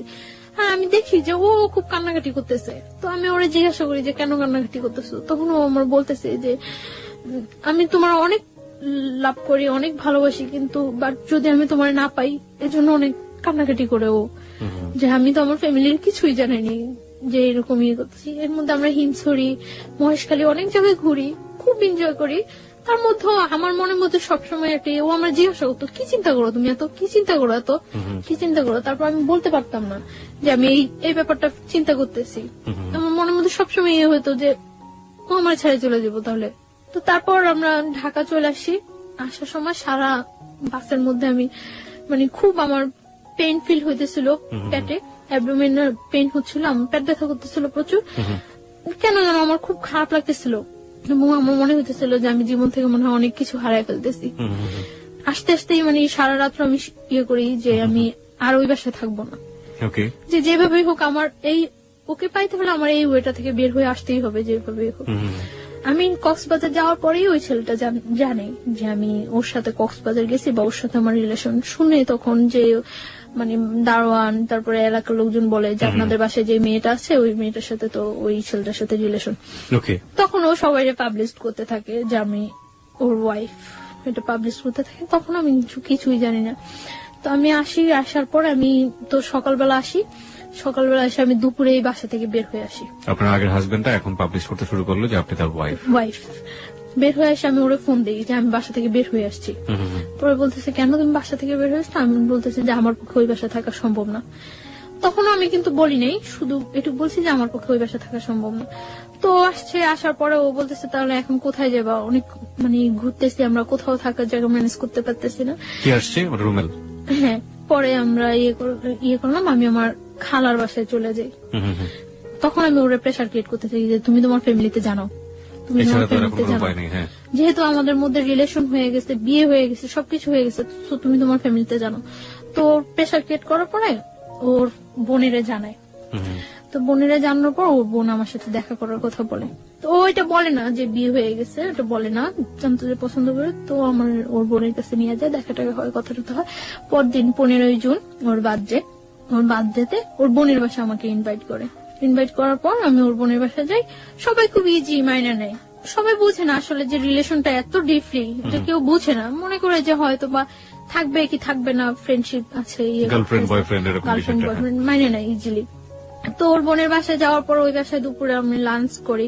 লাঞ্চ করার পর বিকালে ওর বোনের হাজবেন্ড, ওর যে দুলাভাই, ইয়ে করে না, সাপোর্ট করে না। তো বিকালে আমি কেক টেক কাটার পর সন্ধ্যা রাত্রেও আমার দিতে আসে। তো দিতে আসার পর আমার খালতো ভাইয়ের সাথে ওর ইন্ট্রোডিউস হয়। ইন্ট্রোডিউস হওয়ার পর আমার খালতো ভাই ফিল করে যে এটা হলো কারণ যে ও ওই বাসা থেকে কেন চলে আসছে। এটা হলো আমার খালতো ভাইয়ের সাথে আমার আগে যে হাজবেন্ড ছিল ওর সাথে খুব ভালো রিলেশন ছিল। আমার খালতো ভাই করে কি ব্যাপারটা আমার ফ্যামিলিতে জানিয়ে দেয়। আমার বাড়ি থেকে আমাকে ইমিডিয়েট বাড়িতে যাওয়ার জন্য ফোন করে, আমার আব্বু অসুস্থ বলে। তা আমি বাড়িতে যাই। এই গেলেন কতদিন পরে গেলেন? 1 বছর 4 মাস। ওকে, আপনার ফার্স্ট হাজবেন্ড যাকে বলছেন আপনি, সে এই ঘটনার পর থেকে কোনো সিন ক্রিয়েট করেনি? কারণ সে তো সন্ত্রাসী ছিল এক ধরনের। ও তো মানে গ্রামে থাকতো, শহরে ওর ততটা প্রভাব নেই। ও মানে খুব ঠান্ডা মাথায় ইয়ে করতো, কাজগুলো করতো, কোনো মানে ইয়ে করতো না, কোনো সিন ক্রিয়েট করতো না। ও ইয়ে করছে যে একই এলাকার মধ্যে যখন ঘটনা, তো আমি যদি এটা পাবলিশ করে দিতে পারি ও আমার ওয়াইফ, তাহলে ও এখানে কখনো এস্টাবলিশড হতে পারবে না। কক্সবাজার যাওয়ার কিছুদিন আগে হঠাৎ করে ও যখন মানে আস্তে আস্তে শুনতে থাকে, তখন ও ওই ফ্ল্যাটটা ছেড়ে দেয়। ফ্ল্যাটটা ছেড়ে ওর মাকে বাড়িতে পাঠিয়ে দিয়ে একটা টিন শেড বাসা নেয় ওইখানেই, আপনারা যেখানে থাকতেন ওখানে টিন শেড বাসা নেয়। তো ওই বাসায় আমার ওর সাথে উঠতে এখন বাধ্য। ওই বাসায় উঠি, এক রুম বাসা, তো মানে যাতে সবাই জানতে পারে যে আমি ওর ওয়াইফ এরকম একটা ইয়ে করে। ওই বাসা আমার মনে হয় 7-8 দিন থাকা হয়, তারপর তো আমি কক্সবাজারে চলে যাই। কক্সবাজার যাই আমি 6 তারিখ, আসি আমরা 12 তারিখ। তো আপনি যেটা বলছিলেন যে আপনার বাবার বাসায় গেলেন 1 বছর 4 মাস পর, সেখানকার থেকে আমরা শুরু করেন। না, আমার বাড়ি থেকে ইয়ে করে যে আমার আব্বু অসুস্থ, বাড়ি যাওয়ার জন্য বলে যে আমার কাকা, আমার যারা আছে সবাই বাড়ি যাচ্ছে। তো আমি কয়েকজনের কাছে ফোন দিই, কেউই জানে না আমার আব্বু যে অসুস্থ। তারপর মানে হঠাৎ করে শুনে আমি আর ইয়ে করতে পারি না, আমি আচ্ছা ঠিক আছে আমি আসবো। তো কিছুক্ষণ পর আবার সবাই ফোন দিয়ে বলতেছে হ্যাঁ তোমার আব্বু অসুস্থ। তো আমার কাছে ব্যাপারটা খুব ইয়ে লাগে। তো আমি ওরা বলতেছি যে আমার এইভাবে বাসায় বাড়িতে নিয়ে যেতেছে, আমি ওর সাথে হোস্টেল খুঁজতেছি তখন। তো বাড়িতে যেতে হবে, আমি বাড়ি যাওয়ার জন্য দুপুরে আমরা ওর কাছ থেকে বিদায় নিয়ে আসতেছি। ও রাস্তার মধ্যে দাঁড়ায় কান্না করতেছে, আমি চলে আসতেছি, ও কান্না করতেছে। আমার কাছে খুব খারাপ লাগতেছে তখন যে সেই জানুয়ারি মাস থেকে ওর সাথে আমার ইয়ে হইতেছে, কিন্তু কখন আমি একটা দিন মনে হয় ওরে ছাড়া ওর সাথে আমার দেখা হয়নি, এরকম ইয়ে যায়নি। ও যখন রাস্তার মধ্যে দাঁড়ায় কান্না করতেছে তখন আমার কাছে খুব খারাপ লাগতেছিল যে আমি যাব না। তারপর আমি বাড়িতে যাই। যখন আমি লঞ্চে উঠি, লঞ্চে উঠার পর মানে কিছুটা যাওয়ার পর আমি জানতে পারি যে আমার খালতো ভাইটা ফিক করে আমাকে বাড়িতে নিয়ে যাচ্ছে। তখন আমার মানে লঞ্চের মধ্যে বলতেছে যে তুই যে কাজটা করছো কাজটা কি ঠিক? আমার খালতো ভাইটা আমার ইমিডিয়েট 6 মান্থের ছোট। তো ও যে আমাকে লাইক করতো, পছন্দ করতো, সেটা আমি কিছুই জানতাম না। আমি হঠাৎ দেখতেছি ও আমার পা ধরে বলতেছে যে আমি তোর অনেক ভালোবাসতাম, তুই যে এই কাজটা করবে আমি কখনো বুঝিনি। হ্যাঁ, আশ্চর্য হয়ে যায় যে ওকে কি বললো এটা। পরে আমি বলছি কি কাজ? পরে বলতেছে তুই এইরকম একটা ছেলের সাথে ইয়ে করতেছিস, করতেই পারি, এটা আমার life. Let me ask you one thing. আপনার কি ফার্স্ট লাইফটা সম্পর্কে সে জানতো না? যে হ্যাঁ জানতো। তারপরে এবং ফার্স্ট লাইফটা আমার যতটুকু মানে সাপোর্ট করার ও আমার তখন করতো যে এইভাবে তুই বাইরে আসবি ওইখান থেকে, এইভাবে ইয়ে করবি। ওর সাথে আমার সাথে জাস্ট একটা ফ্রেন্ডের মতো ছিল আমার খালতো ভাইটার সাথে আমার সাথে। ওকে, যখন দেখলো যে আপনি বাইর হয়েই গেছেন অন্য একজনের সাথে, তখন কি সে আপনার পা ধরতেছে যে না তুই এটা করতে পারবি না? ওকে, হ্যাঁ। এবং আমার ফার্স্ট লাইফের মানে যত সমস্যাগুলি সিনক্রেট করছি আমি ওই বাসায় সবটা ওর ইয়াতে করছি। ওকে, লেট মি, আমার মনে হয় গল্পটা অনেক জটিল হয়ে গেছে আমাদের শ্রোতাদের কাছে। আমি একটু পরিষ্কার করে দিতে চাই। বন্ধন ব্যাপারটা হচ্ছে এরকম যে প্রথম যে ঘটনাটা ঘটেছে তার জীবনে, ছায়ার জীবনে, সেটা তো আপনারা জানেনই যে জোরপূর্বক, এবং জোরপূর্বক ওর কোনো যাওয়ার কোনো গতি ছিল না, এবং যে কারণে সে ওই ছেলের সাথে এতদিন পর্যন্ত থেকেছে, ওই বাসায় থাকতে হয়েছে তার। এই থাকা অবস্থায় সে তার খালাতো ভাইয়ের কাছ থেকে ফুল সাপোর্টটা পেয়েছে, এবং খালাতো ভাই বলেছে কিভাবে কিভাবে বাসা থেকে বের হয়ে আসবি, কিভাবে কিভাবে তুই আমার এই কাজটা করবি, ওই কাজটা করবি, এটা ফুল সাপোর্টটা সে পেয়েছে। যখন ছায়া একটা ছেলেকে নিয়ে স্বপ্ন দেখছে এবং একটা ছেলেকে নিয়ে অলরেডি বের হয়ে গিয়েছে, ঠিক সেই মোমেন্টে খালাতো ভাই তাকে ওখান থেকে সরিয়ে নিয়ে আসার চেষ্টা করছে, কারণ খালাতো ভাইয়ের উদ্দেশ্য ছিল তাকে ওখান থেকে সরিয়ে নিয়ে আসা, এবং খালাতো ভাই তাকে লাভ করতো। ঘটনার ইকুয়েশনটা এখন এরকম। চলুন তারপর মানে ওর কথাগুলো শুনে আমি সব অবাক হয়ে গেছি। ও বলতেছে যে তুই যে কাজটা করছো, যে ছেলেটার সাথে তোর অ্যাফেয়ার, তোরা কখনো ইয়ে করবো? পরে আমি বলতেছি হ্যাঁ করবো। তখনও কিন্তু ও জানে না যে আপনি ম্যারিড। না, তো আমি বলতেছি যে হ্যাঁ করবো। পরে বলতেছে যে, পরে ওর সাথে আমার সাথে অনেক কথা কাটাকাটি হয়। কাটাকাটি হওয়ার পরে তো সকালবেলা বাড়ি যেয়ে আমি ওর অনেক রিকোয়েস্ট করি যে তুই বাড়িতে কাউকে এই কথাটা বলবি না, বাড়িতে কাউকে এই কথাটা বলবি না। পরে আমি বাড়িতে যাওয়ার পর ও সাথে সাথে ব্যাপারটা আমার বোনের সাথে শেয়ার করে, এবং আগে থেকেই হয়তো ওই যে রাত্রে ওর সাথে ইন্ট্রোডিউসটা আমার মনে হয় রাতেই ফোনে ও ব্যাপারটা শেয়ার করছিল, এবং শেয়ার করার পরেই বাড়ি থেকে আমাকে নিয়ে যাওয়ার জন্য ইয়ে হয়েছে। আমি বাড়িতে যাওয়ার পরে আমার জিজ্ঞাসা করে যে এরকম যে সত্যি তোর সাথে ওই ছেলের সাথে রিলেশন? পরে আমি বলি যে না, আমার সাথে এরকম কোন ছেলের সাথে, কারণ আমি জানি যে ওইখান থেকে আমার আসতে হলে এটা আমার যেভাবে হোক চাপাই যেতে হবে। তো তারপরে কি করে আমার ফোন থেকে ওই নাম্বারটা, রুমেলের নাম্বারটা আমার বাড়ির সবাই সেন্ড করে দেয়, এবং তখন বাড়ি থেকে রুমেলের ফোন দেয়। ফোন দিয়ে রুমেলের বলে যে তুমি কি জানো ওর যে আগে একটা বিয়ে হয়েছিল? মানে আমার বাড়ি থেকে ইয়াটা ছিল এরকম যে আমার আগের হাজবেন্ডের সাথে কাট করে এখান থেকে আমাকে একেবারে নিয়ে যাবে, এবং নিয়ে যাওয়ার পরে যে আমি বাইরে যাই, কিছু বাইরে ইয়ে করে আসবো, আসার পর এস্টাবলিশড ভাবে ইয়ে করার জন্য। কিন্তু আমার খালতো ভাই ওটা ইয়ে করে যে ওই ছেলেটা পড়াশোনা করে না, বা দেখতে ইয়ে না, দেখতেও ততটা ইয়ে না, রুমেল ঢাকার ছেলে, তার জন্য সব দিক দিয়ে ওকে ডিসলাইক করানো, মানে আর আমার খালতো ভাইটা সবাই খুব পছন্দ করে, আমার ফ্যামিলি ছাড়াও সবাই খুব পছন্দ করে ওরে। আমি ওরা অনেকবার রিকোয়েস্ট করছিলাম যে তুই বাড়িতে বলবি না। ও কি করছে, বাড়িতে যা ফোন নাম্বারটা দিয়ে দেওয়ার পর রুমেলের ফোন করছে। আমার মা ফার্স্ট ফোন দেওয়ার পর রুমেল ফোন রিসিভ করার পরে বলতেছে আমি মানে আমার আগের হাজবেন্ডের বলতেছে যে আমি ওই লোকটার শাশুড়ি। তো অবাক হয়ে গেছে যে কি বলতেছে। তো ও মা বলে কথা বলছে, কথা বলার পরে মানে আমার বাড়ি থেকে বলে দিচ্ছে যে আমি ম্যারিড। তো আমার জিজ্ঞাসা করছে যে তুমি কি সত্যি ম্যারিড? পরে আমি বলছি না, আমি ম্যারিড না। কখন আমি বিশ্বাসই করি না যে আমি বিয়ে করছি, বা আমার এরকম আমার ইয়ে ছিল যে ওরা আমি সবকিছু একদম সুন্দরভাবে বুঝাই বলবো। এইভাবে বললে তো পরে বলতেছে যে সত্যি তুমি ম্যারিড না? আমি একটু গিয়েছিলাম যে আমি যে কাজটা করিনি, আমার পক্ষ থেকে রিলিজিয়াস পার্সপেক্টিভে এটা বিয়ে না, এটা হওয়া সম্ভব না, এবং আমার মনের মধ্যে এইটুকু গিয়েছিল যে আল্লাহ আমাকে কখনো এর জন্য শাস্তি দিব না, কারণ আমি তো ইচ্ছাকৃত ভাবে কিছু করিনি। তো বলছে আচ্ছা ঠিক আছে। পরে আমি পরদিনই আমি বাড়ি থেকে খুব তোড়জোড় করে আমি ঢাকা আসতেই হবে, পরদিনই আমি চলে আসি ঢাকা। এক কথায় পালাই চলে আসি ঢাকা, বাড়ি থেকে পালাই চলে আসি, দুপুরবেলা পালাই চলে আসি। আসার পর পরদিন সকালে আসি, আসার পরে আমার মনের মধ্যে কেনই যেন একটা এক্সট্রা সাহস হয়ে গেছিল যে আমি তো এই কাজটা করিনি, তো আমি অন্তত আল্লাহর সাপোর্টটা তো কম। তো আমার তখন বলতেছো মিথ্যা হলে কিন্তু তুমি পাগল হয়ে যাবে, এটা হইব ওইটা, কিচ্ছু হবে না, আমার কিচ্ছু হবে না। এইভাবে বলিনি যে আমার বিয়ে হয়নি, আমি ওরে বলছি যে না আমি কাউকে বিয়ে করি নাই। Okay, this is the note of line. ও বলেছেন আমি কাউকে বিয়ে করি নাই। আমি কিন্তু এটা বলতে পারতাম যে আমি আমার বিয়ে হয়নি, আমি কিন্তু এটা বলিনি। আমি বলছি যে আমি কাউকে বিয়ে করি নাই, কারণ আমি ওই রেখে দিছি যাতে আমি ওরে বলতে পারি পরে। তারপর ও বিলিভ করার পর আমার হোস্টেলে উঠায় দেয়। ওই দিনই হোস্টেলে উঠায় দেওয়ার পরে আমি তখন আমার কলেজ অফ, পড়াশোনা থেকে আমি অনেকটা ইয়ে হয়ে গেছি। আমি তো ওর সাথে ঘুরতেছি, ইয়ে করতেছি, খুব এনজয় লাইফে। মানে ওরা আমার মতো হ্যাপি পার্সন নেই। ও মানে এতটা ভালো হয়ে গেছে, ওর আগে যে অ্যাডিক্টেড ছিল, নেশা করতো, ওগুলো সব ছাড়িয়ে দিতেছে। কি নিত আমাকে একটু বলেন তো সম্পর্কে, ও কি ধরনের নেশা করতো? ও আগে ইয়াবা নিত। এমনিতে ও সব প্রকার নেশা করার ওর অভ্যাস আছে। আচ্ছা, আর এমনিতেই ওর যেটা বলছিলেন যে সন্ত্রাসী টাইপের ছিল, মানে কোনো ঝামেলা ছিল? হ্যাঁ, ও বলছিল আমারে যে ওর আউটসাইডে কিছু প্রবলেম আছে। সেগুলো কি আপনি জানেন? হ্যাঁ আমি জানি। ওকে, মানে you want to share with us or not? Not. আপনি শেয়ার করতে চাচ্ছেন না? না। আমরা ধরে নিচ্ছি ও যাকে ভালোবাসে রোমেল, সে এমন একটা জগতের সাথে জড়িত যেটার সাথে আসলে সাধারণ মানুষের ভালো চোখে দেখার কথা না, কিন্তু ও যে জায়গাটা থেকে রোমেলকে দেখে সেই জায়গাটা অনেক পবিত্র একটা জায়গা। আমরা সেই জায়গাটা থেকে দেখতে চাই রোমেলকে, এবং ও চেষ্টা করে যাচ্ছে রোমেলকে ভালো করার জন্য, এবং রোমেলও সেই জায়গাটা থেকে ভালো হওয়ার জন্য নিজেকে পরিবর্তন করার চেষ্টা করছিল। আমরা এই পজিটিভ জিনিসটাকে হাইলাইট করতে চাই। চলুন তারপর।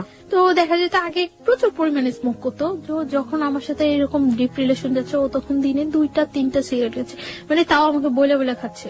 না, আমি চাচ্ছি যে ওর লাইফটা আমি এইভাবে করে দেব যাতে ও কখনো এটা করতে না পারে যে আমি আগে একটা বিয়ে হয়েছে তার জন্য ও আনহ্যাপি না। আমার সবসময় চিন্তা থাকতো যে আমি যদি কোনো একটু ভালো করি তার চেয়ে বেটার যাতে ও করতে পারে। আমি সবসময় এটা ফিল করতাম যে আমার ফ্যামিলিটা আমার কাছে ফ্যামিলি না, ওর ফ্যামিলিটা যাতে আমার কাছে ফ্যামিলি। আপনাকে তখন খরচটা দিত কে? আমার কাছে আমি বাড়ি থেকে আসার সময় কিছু টাকা ছিল, তারপর ও বিয়ার করতো এখানে। আমি ও টাকাটা আপনি তো করতে? হ্যাঁ, ওর টাকাটা ওর অনেক রিচ ফ্যামিলি। কয় ভাই বোন ছিল ওরা? 1 ভাই 1 বোন। ও একা ছিল? একা ছিল। বাবা কি করতেন? বাবা মারা গেছে। সো ও কি বড় ছিল? ও ছোট ছিল, বোনের বিয়ে হয়ে গেছে। বুঝতেই পারছেন তার জন্য টাকা ম্যানেজ করা কোনো ব্যাপার না। আচ্ছা ঠিক আছে, তারপরে আপনি হোস্টেল থেকে পড়াশোনা করতেন? হ্যাঁ, পড়াশোনাটা তখন আমার অফ আছে, আমার কলেজ অফ, রেজাল্ট হয়ে গেছে। রেজাল্ট হওয়ার পর আমার রেজাল্ট খুব ভালো হয়েছে, আমি মেডিকেলের মধ্যে 2nd পজিশনে আসছি। এত কিছুর পরও 2nd পজিশনে আসছি। আমরা বারবার একটু ইন্টারাপ্ট করছি কারণ যে আপনার ফার্স্ট যিনি জোর করে আপনাকে বিয়ে করলেন, ওনার অ্যাক্টিভিটি ওই সময় কি ছিল? উনি কি করছেন? উনি তখন ফোন দিচ্ছে, ফোন দিয়ে এটা ওটা বলছে, করছে, বাট কখনো আমার সামনে আসছে না। রোমেলকে ট্রাই করেছে? রোমেলকে ফোন দিয়ে কথা বলেছে? না, আমার ফোনে ফোন দিয়ে কথা বলছে।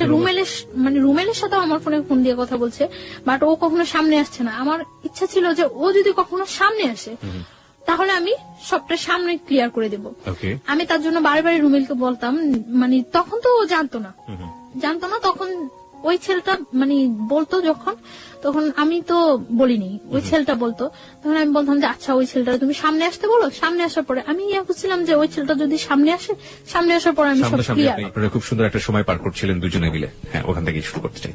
হ্যাঁ, খুব সুন্দর যাচ্ছিল। এর মধ্যে আমি রোজার ঈদে আমি বাড়ি যাই। বাড়ি যাওয়ার পর আমার ফ্যামিলি থেকে একটা প্রেসার ক্রিয়েট হয়। তো একদিন ওর সাথে আমি ফোনে কথা বলতেছি, কথা বলার সময় একটু ঝগড়া হচ্ছে। তো ঝগড়া হচ্ছে মনে আমি ওরা বলতেছি যে নিজের ওয়াইফের সম্মান দিতে পারো না, কথাগুলো বলতেছি। আমার আম্মু আরেক রুম থেকে শুনতেছে, আমি জানি না যে শুনতেছে। তো আমার আম্মু আমার জিজ্ঞাসা করলো যে কি ব্যাপারটা কি। পরে আমি চুপচাপ ছিলাম। তো চুপচাপ থাকার পর আম্মু আমাকে অনেকক্ষণ বকাবকি করলো। তো আমি পরে ওরে ফোন দিছে, আমি বলতেছি যে তোমার জন্য আমি আজকে এতগুলি বকা শুনলাম। পরে ও আমার মার ফোনে ফোন দিছে আমার মা বলতেছে যে ব্যাপারটা কি আসলে তোমাদের। তো আমার মাকে বলতেছে যে আপনারা কেউ ওর সাথে খারাপ বিহেভ করবেন না। পরে বলতেছে তুমি এই কথা বলতেছো না? তো ও বলতেছে যে ও আমার ওয়াইফ, আপনারা ওর সাথে কেন খারাপ বিহেভ করবেন? তো আমার মা বলতেছে ও যে তোমার ওয়াইফ, এটা কাগজপত্র আছে তোমার কাছে? পরে বলতেছে হ্যাঁ আছে। তো আমার মা বলতেছে যে কত টাকা কাবিন করে তুমি আমার মেয়ের বিয়ে করছো? পরে ও বলতেছে 50 লাখ টাকা। সত্যি করে বলো, তোমার সাথে ওর বিয়ে হয়েছে? পরে বলতেছে হ্যাঁ, ওর আমার সাথে বিয়ে হয়েছে। আপনারা ওর ইচ্ছাগুলো আটকে রাখতে পারবেন না, আমি কিন্তু জোর করে হলে ওর কাগজপত্র দেখায় আইনের ব্যবস্থা নিয়ে ওরে নিয়ে আসবো। আমার জিজ্ঞাসা করছে মধ্যে আমি বলতেছি হ্যাঁ হয়েছে। আস্তে আস্তে চুপচাপ হয়ে গেছে এবং চাইতেছে যে ওর সাথে ফেস টু ফেস দেখা করে কথা বলে করার জন্য। পরে রোজার ঈদের পরে আমি ঢাকা চলে আসছি। আমি আসার পরে আমরা সিলেট যাই ঘুরতে। ওর ফ্যামিলি থেকে জান না যে আমার নিয়ে সিলেট যায়, তখনও জান না যে কি হয়। তো আমি সিলেট থেকে আসার পরে এখন বলি যে তুমি তোমার বাসায় বলো যে আমার ফ্যামিলির সাথে কথা বলার জন্য। তো ওর বাসার কিছুতে এটা বলতে পারে না। আমি ওর বাসায়ও যাই, তখন ওর বাসায়ও যাতায়াত করি, ফ্যামিলির সবার সাথে আমার সাথে পরিচয় আছে। তো আমি একদিন ওর বাসায় যাই। বাসায় যাওয়ার পরে আমার সামনে ওর বোনের আমি সিরিয়াসলি বলি, বাট ও হাসতেছে। তো ওর বোন এটাও ততটা সিরিয়াসলি নেয় না। কিছুদিন পরে আমার আব্বু আম্মু ঢাকা আসে। আমার মার সাথে ফেস টু ফেস দেখা করার পরে আমার মা বলছে ওরা যে তুমি কি করতে চাও এখন? তো কি করে ও আমার বলে যে কাগজপত্র করে আমরা কাজী দিয়ে করি, রেজিস্ট্রেশন করি। আচ্ছা ঠিক আছে, ওকে। অগাস্টের 12 তারিখ আমরা বিয়ে করি। ও বলে যে 1 লাখ টাকা কাবিন করবো। আমি সেটাই রাজি হয়ে যাই, কারণ আমার মনের মধ্যে কোনো টাকাটা কোনো ফ্যাক্টই ছিল না। ও বলে যে 1 লাখ টাকা কাবিন করবো, আমি ওকে ডান 1 লাখ টাকা কাবিন। ওরা যেভাবে করছে, ওর ফ্রেন্ড নিয়ে গেছে, যেভাবে করছে ওইভাবে। তো বিয়ে করার পরে ও এখন আর আমার বাইরে রাখবো না, ওর বাসায় নিয়ে যাবে।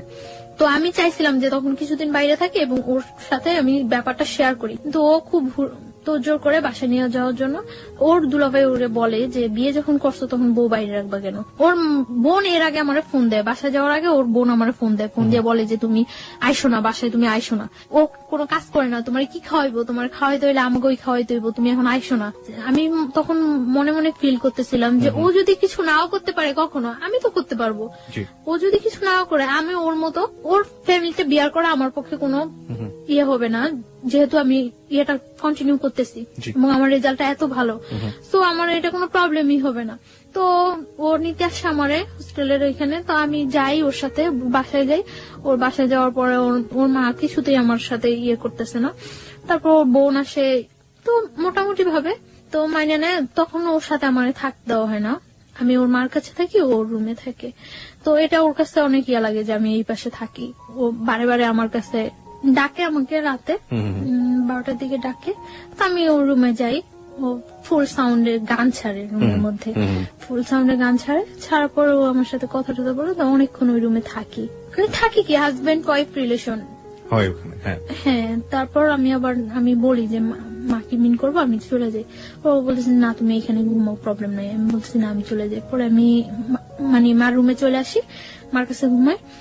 তো এভাবে 3 দিন চলে যায়। 3 দিন পরে ওই এলাকার লোকজন আস্তে আস্তে জানতে থাকে, মানে সবাই তখন যখন বউ দেখতে আসে সবাই আস্তে আস্তে এইভাবে, তো আস্তে আস্তে ওই এলাকার লোকজন জানতে পারে যে আমার সাথে ওর বিয়ে হয়েছে। তো এলাকার লোকজন বলে যে এই মেয়েটা আগে একটা বিয়ে হয়েছে, এরকম ইয়ে করে। মানে ওই বাসায় কেউ এটা খুব স্বাভাবিক ভাবে তো মানেই না, খুব অস্বাভাবিক হয়ে যায় সবাই, অস্বাভাবিক হয়ে যায়। তারপর আমি ওরে বলি যে তুমি কি চাও, তুমি আমার রাখতে চাও নাকি রাখতে চাইলে চলো আমরা এখান থেকে অন্য কোথাও চলে যাই, সবকিছু সিচুয়েশন ঠিক হয়ে গেলে তারপর চলে আসবো। ওরা আমি এটা বলি, ও আমার ফুললি সাপোর্ট দেয়।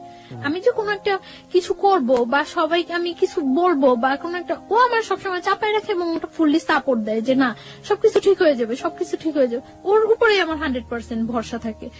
এভাবে ইয়া হইতেছে। আমার বাড়িতে ফোন করছে, ওর বোন দুলাভাই ফোন করছে। ফোন করার আগে আমার বাড়িতে অনেক হুমকি টুমকি দিয়ে থ্রেট করে যে আমি এখানে আসছি, আমার যে কোনো একটা প্রবলেম করবো, আমার এসে নিয়ে যাওয়ার জন্য ইয়ে করে। তো আমার বাড়ি থেকে অনেক রিকোয়েস্ট করে যে ওর সাথে কিছু করে না, আমরা ওরে নিয়ে আসার ব্যবস্থা করতেছি, আমরা আসতেছি। তো আমার বাড়ি থেকে আমার ফ্যামিলি পার্সনরা আসে, আমার মা আসে। 20 সেপ্টেম্বর আমার বার্থডে, ওই দিন সন্ধ্যার পর। তো ওর বাসায় সবাই খুব বাজে ভাষায় বকাবকি করে, অনেক বাজে কথা বলে, এগুলো আমার কাছে অনেক খারাপ লাগে। কিন্তু আমি তারপরেও মানে কানে নেই না কোনো কথা, এরকম চুপচাপ ওর রুমের মধ্যে বসে থাকি। 3 দিন যাবত আমি চুপচাপ ওর রুমের মধ্যে বসে থাকি। ও বাইরে থেকে আসার পরে আমি বলি যে তুমি কি আমার নিয়ে চলে যাবা নাকি কি করবা, তুমি কি করতে চাও। ও বলতেছে তুমি কোনো কথা বলো না, চুপচাপ থাকো, কোনো সব ঠিক হয়ে যাবে। তো ওই রুমে যায়, ওর মার রুমে যায়, সবার সাথে অনেক রাগারাগি করে। মানে তখন আমার একটা ভিত্তি হয় যে না ও মনে হয় ঠিক আছে। তো এটা সম্পূর্ণ যে ফিক ছিল, সম্পূর্ণ ফিক করে আমি বুঝতেই পারি না। তো রাত্রে আমি ওরা অনেক রিকোয়েস্ট করি যে দেখো আমার তোমার ছাড়া পসিবল না। ও এর মধ্যে বলা হয়নি একটা কথা, এর মধ্যে আমার কানাডার ইয়ে হয়ে যায়, মানে কিছুদিন 1 সপ্তাহের মধ্যে আমি কানাডা চলে যেতে পারি, আমার ভিসা প্রসেসিং সবকিছু ওকে হয়ে যায়। তো আমি ওরে বলি যে ধরো আমি যদি স্কলারশিপ নিয়ে বাইরে চলে যাই তো তুমি কি করবা। আমি জীবনেও যাইতে দেব না। আমি ওর একটা কথায় জীবনে যাইতে দেব না, ওর একটা কথায় অফ হয়ে যাই। আমি আর কানাডা যাওয়ার দ্বিতীয়বার নাম করি না। আমার লাইফের সব চরম ভুল এই জায়গায় যে আমি ওইটাই ছেড়ে দিছি। তারপরে কি হলো? ওরা আমি অনেক রিকোয়েস্ট করি যে দেখো তুমি কি করবা, কি ইয়ে করতে। ও বলতেছে যে তুমি আমার সাথে থাকতে পারবা না। আমি বলছি হ্যাঁ পারবো। ওই 3 দিন ওর সাথে আমি থাকতেছি। ওই দিন মানে আমার বার্থডে দিন রাত্রে ও আমার খুব হাসাইলো। হাজবেন্ড ওয়াইফের মধ্যে যে রিলেশনটা ফুললি, ওই দিন রাত্রে একেবারে সারা রাত্র ওইরকম একটা রিলেশন ছিল। এবং আমরা ঘুমাইছি, খুব সকাল সকাল ঘুমাইছি ওই দিন। পরদিন সকালে আমার বাসা থেকে লোকজন আসছে, আসার পরে ওরা ওইখানে বিচারের বসায় ইয়ে করছিল। বিচার কেন হবে? বিচার কি করবে এখন, এটা কি করে ইয়া করা উচিত। তো ওর দুলাভাই ওরে বলছিল যে শালম সবকিছু ডিপেন্ড করে তোমার উপরে, রুমেল সবকিছু ডিপেন্ড করে তোমার উপরে। তুমি যদি ওরে রাখো, কারো ক্ষমতা নাই যে ওরে এখান থেকে পাঠিয়ে দেওয়ার বা তোমার থেকে বিচ্ছিন্ন করার। কিন্তু ও আমার একটা বারের জন্য ও আমার বলে নাই যে বা কিছু। ও আমার বারে বারে বলতেছে তোমার ফ্যামিলি থেকে কেউ আসলে তুমি চলে যাও, সবকিছু ঠিক হয়ে যাবো। যখন বিচার বসলো, বিচারের মধ্যে ও বলতেছে মানে ফার্স্ট টু লাস্ট আমাদের অ্যাফেয়ারের ঘটনাটা বলতেছে। বলার পর ও বললো যে আমার পক্ষে ওরে রাখা সম্ভব না। তখন আমি আশ্চর্য হয়ে গেছি যে ওইটা কি বললো। কালকে রাত্রে সামান্য কয়েকটা ঘন্টা এতটা চেঞ্জ, আমি হতবাক হয়ে গেছি। যে ও কি বললো, ও বারে বারে বারে বারে সবাই ওরে জিজ্ঞাসা করতেছে যে তুমি যেটা করবা সেটাই হইব, তুমি যেটা বলবা সেটাই হইব। ও বারবার বলতেছিল এবং নিজে স্টা মারাইছে, নিজে মানে সবকিছু নিজে ইয়ে করাইছে, একেবারে ডিভোর্সের ইয়ে করছে। আমার যখন সবাই বলতেছিল যে তুমি কি বলো তুমি কি বলো, তখন আমি বারে বারে বলছি যে ও যেটা করবে সেটাই, ও যেটা বলবে সেটাই। আমি বারবার চাইছিলাম যে ও একটা কথা বলুক যে না আমি ওরে বিয়ে করছি, ওরে আমি লাভ করে ওরে আমার পক্ষে ছাড়া সম্ভব না, কিন্তু ও এই কথাটা বলে নাই। তখন আমি ওরে ওর রুমে ডাইকে নিয়ে যাই, আমি ওরে বলি যে আমি তো, তুমি কি একবার চিন্তা করতেছো যে আমি তোমার কাছ থেকে কতটা দূরে সরে যেতেছি, জীবনেও তুমি আর আমার পাইবা না। পরে ও বলতেছে তুমি চিন্তা করো না, সবকিছু ঠিক হয়ে যাবো। তখন ও আমার এই কথাটা বলতেছে, তখন আমি ওরে বলতেছি যে আমি তো চলে যেতেছি, তুমি আমার অনেক কিছু ওই ঘরে, অনেক কিছু অনেক স্মৃতি আমার ওই ঘরে, আমি ওরে পাঞ্জাবি করে দিয়েছিলাম হাতে সেলাই করা। তখন আমি ওরে বলি যে আমারে একটা জিনিস দিবা। পরে বলতেছি কি, আমি বলতেছি তোমার ক্যামেরা থেকে মেমোরিটা আমারে দিয়ে দাও, এই ছবিগুলো আমি নিয়ে যাই সাথে। পরে ও আমার মেমোরিটা দিতে রাজি হয়নি, তখন মানে কাটসিট হয়ে গেছে, 50,000 টাকা দিয়ে দিবে। তো আমি ওরে বলতেছি যে এটা কি হইতেছে, আমারে বলতেছো যে তুমি আমি চলে যাওয়ার জন্য, তাহলে তো ডিভোর্সের টাকার এগুলোর কোনো প্রশ্ন জাগতেছে না। তখন ও আমার বলতেছে যে ওকে হয়ে যাবো, টাকাটা রেখে দাও, পরে যখন তোমার নিয়ে আসবো তখন ব্যাগ দিয়ে দিলেই হইব। তখন আমি ওরা 100% বিলিভ করছি। আমি টাকাটা হাতে নিতে চাইনি, ও বলতেছে নেও নাও। পরে আমি নিয়ে আমার মার কাছে দিয়ে দিছি টাকাটা। আমি সবাই বলছে যে টাকা দেওয়ার পরে ডিভোর্স হয়ে যাওয়ার পরে ওরা এখানে আর একটু থাকতে পারবো না, আমাদের সাথে বের হয়ে যেতে, মানে আমার ফ্যামিলি পার্সন গুলো উইথ আমি। তখন মানে কাজী তালাকের ডিভোর্সের ইয়াটাও লেখা পড়তেছিল, পড়ে ওরে বলছিল যে তুমি সাথে সাথে পড়ো, পড়ার পরে সিগনেচার দিয়ে দিও। ও এত স্পষ্ট ভাষায় সাথে সাথে পড়ে সিগনেচার দিয়েছে, আমি আশ্চর্য হয়ে গেছি যে ও জানে যে আমি ওর জন্য ঠিক কতটুকু স্যাক্রিফাইস করছি, আর ও কিভাবে এটা করলো। তো যখন কাজী আমারে বললো যে তুমি এবার আমার সাথে সাথে বলে সিগনেচার করে দেবে, আমি কাজীর সাথে একটা ওয়ার্ড উচ্চারণ করতে পারি নাই। আমার মনে হইতেছিল যে আমার ভোকাল কর্ডটা অফ হয়ে গেছিল, আমি একটা ওয়ার্ড উচ্চারণ করতে পারি নাই। এবং সিগনেচার দেওয়া অবস্থায় যে আমার কতবার হাত থেকে কলমটা হয়ে গেছিল, আমার পুরো শরীর কাঁপতেছিল আমার, যে কি হয়ে গেল এটা, কি হয়ে গেল এটা, কি হয়ে গেল, মিলাইতে পারতেছিলাম না। ডিভোর্স হয়ে গেছে, আমরা চলে আসবো, মানে আমার ফ্যামিলি পার্সনটা বের হয়ে গেছে, আমি ওর সাথে কথা বলে বের হবো। তখন আমি এই রুম থেকে ওই রুমে যাওয়ার সময় ওর মা ফার্স্ট আমার হিট করে, আমার শরীরে হিট করার পর ওইখানে যে কটা রিলেটিভ থাকে ওর বোন ছাড়া সবাই আমার হিট করে ওইখানে।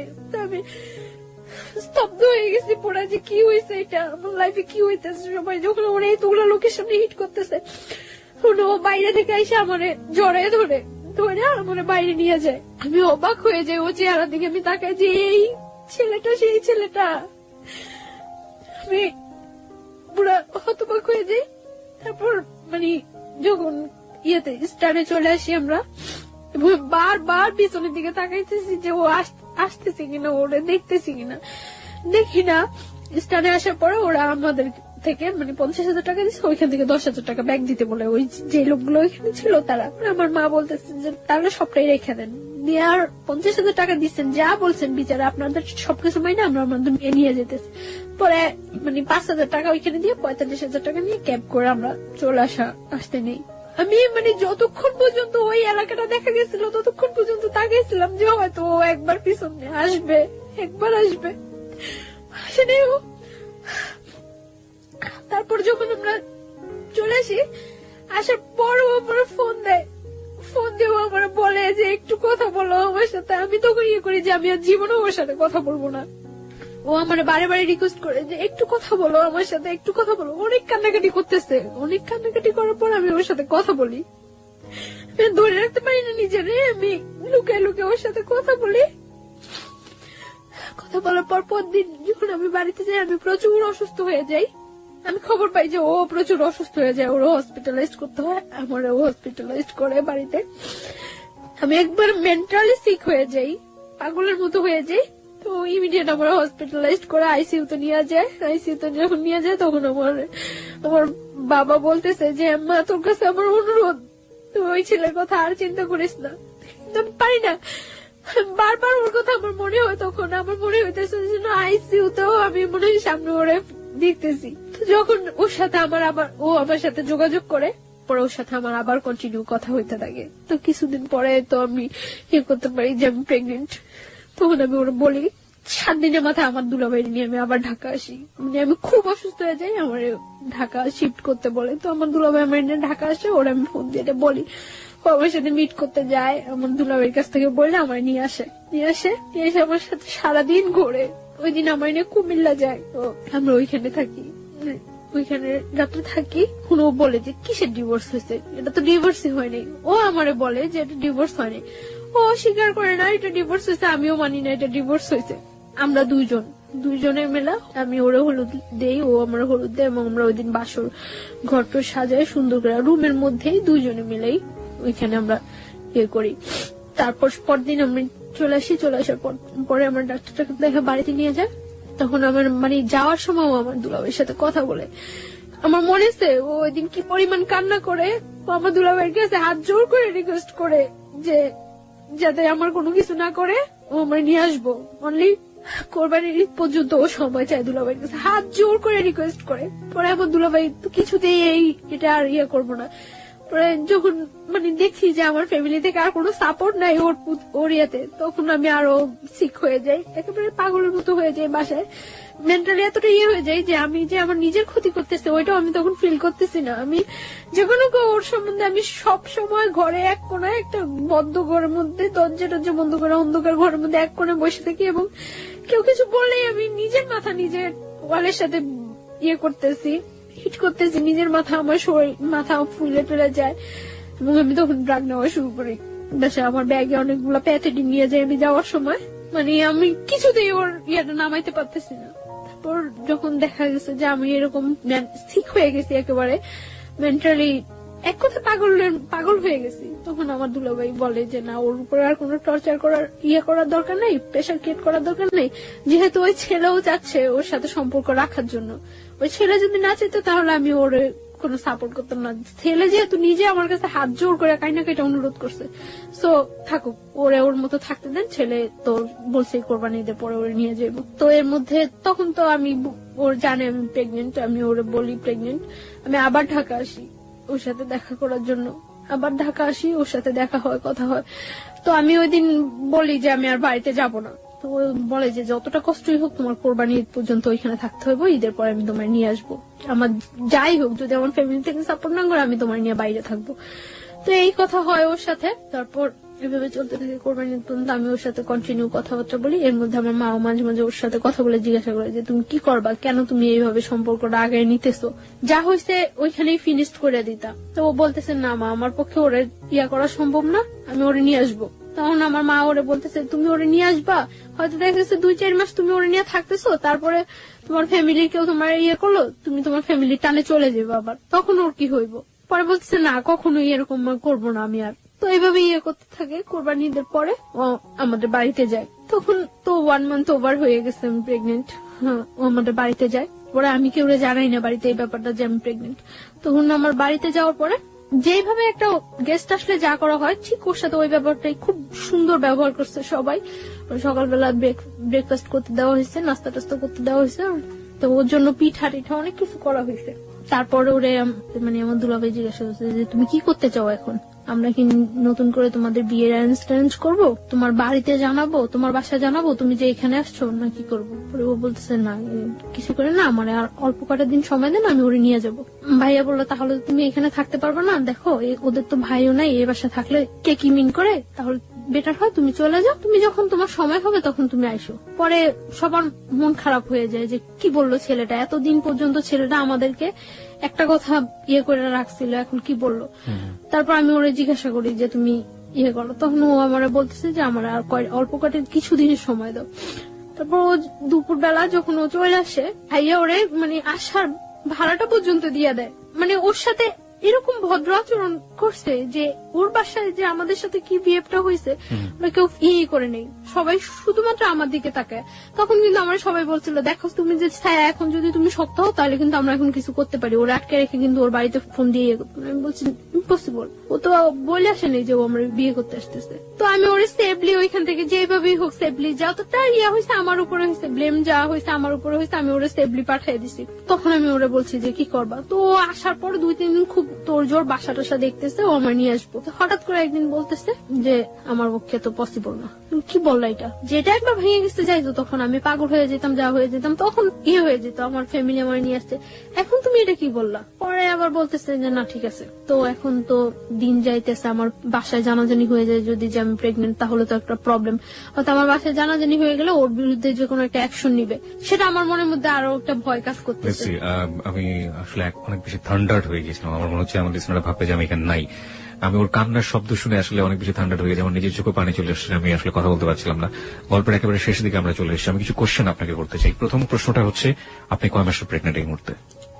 4 month। মানে what's your decision about your baby? আমি আমার বেবিটা রাখতে চাই বাই এট এনি কস্ট। যদি আপনার হাজবেন্ড ডিভোর্স দিয়ে দিয়েছে এবং ওটাই যদি বলবৎ থাকে, তাহলেও কি আপনি আপনার বেবিটা রাখতে চান? তাহলে কিভাবে সম্ভব?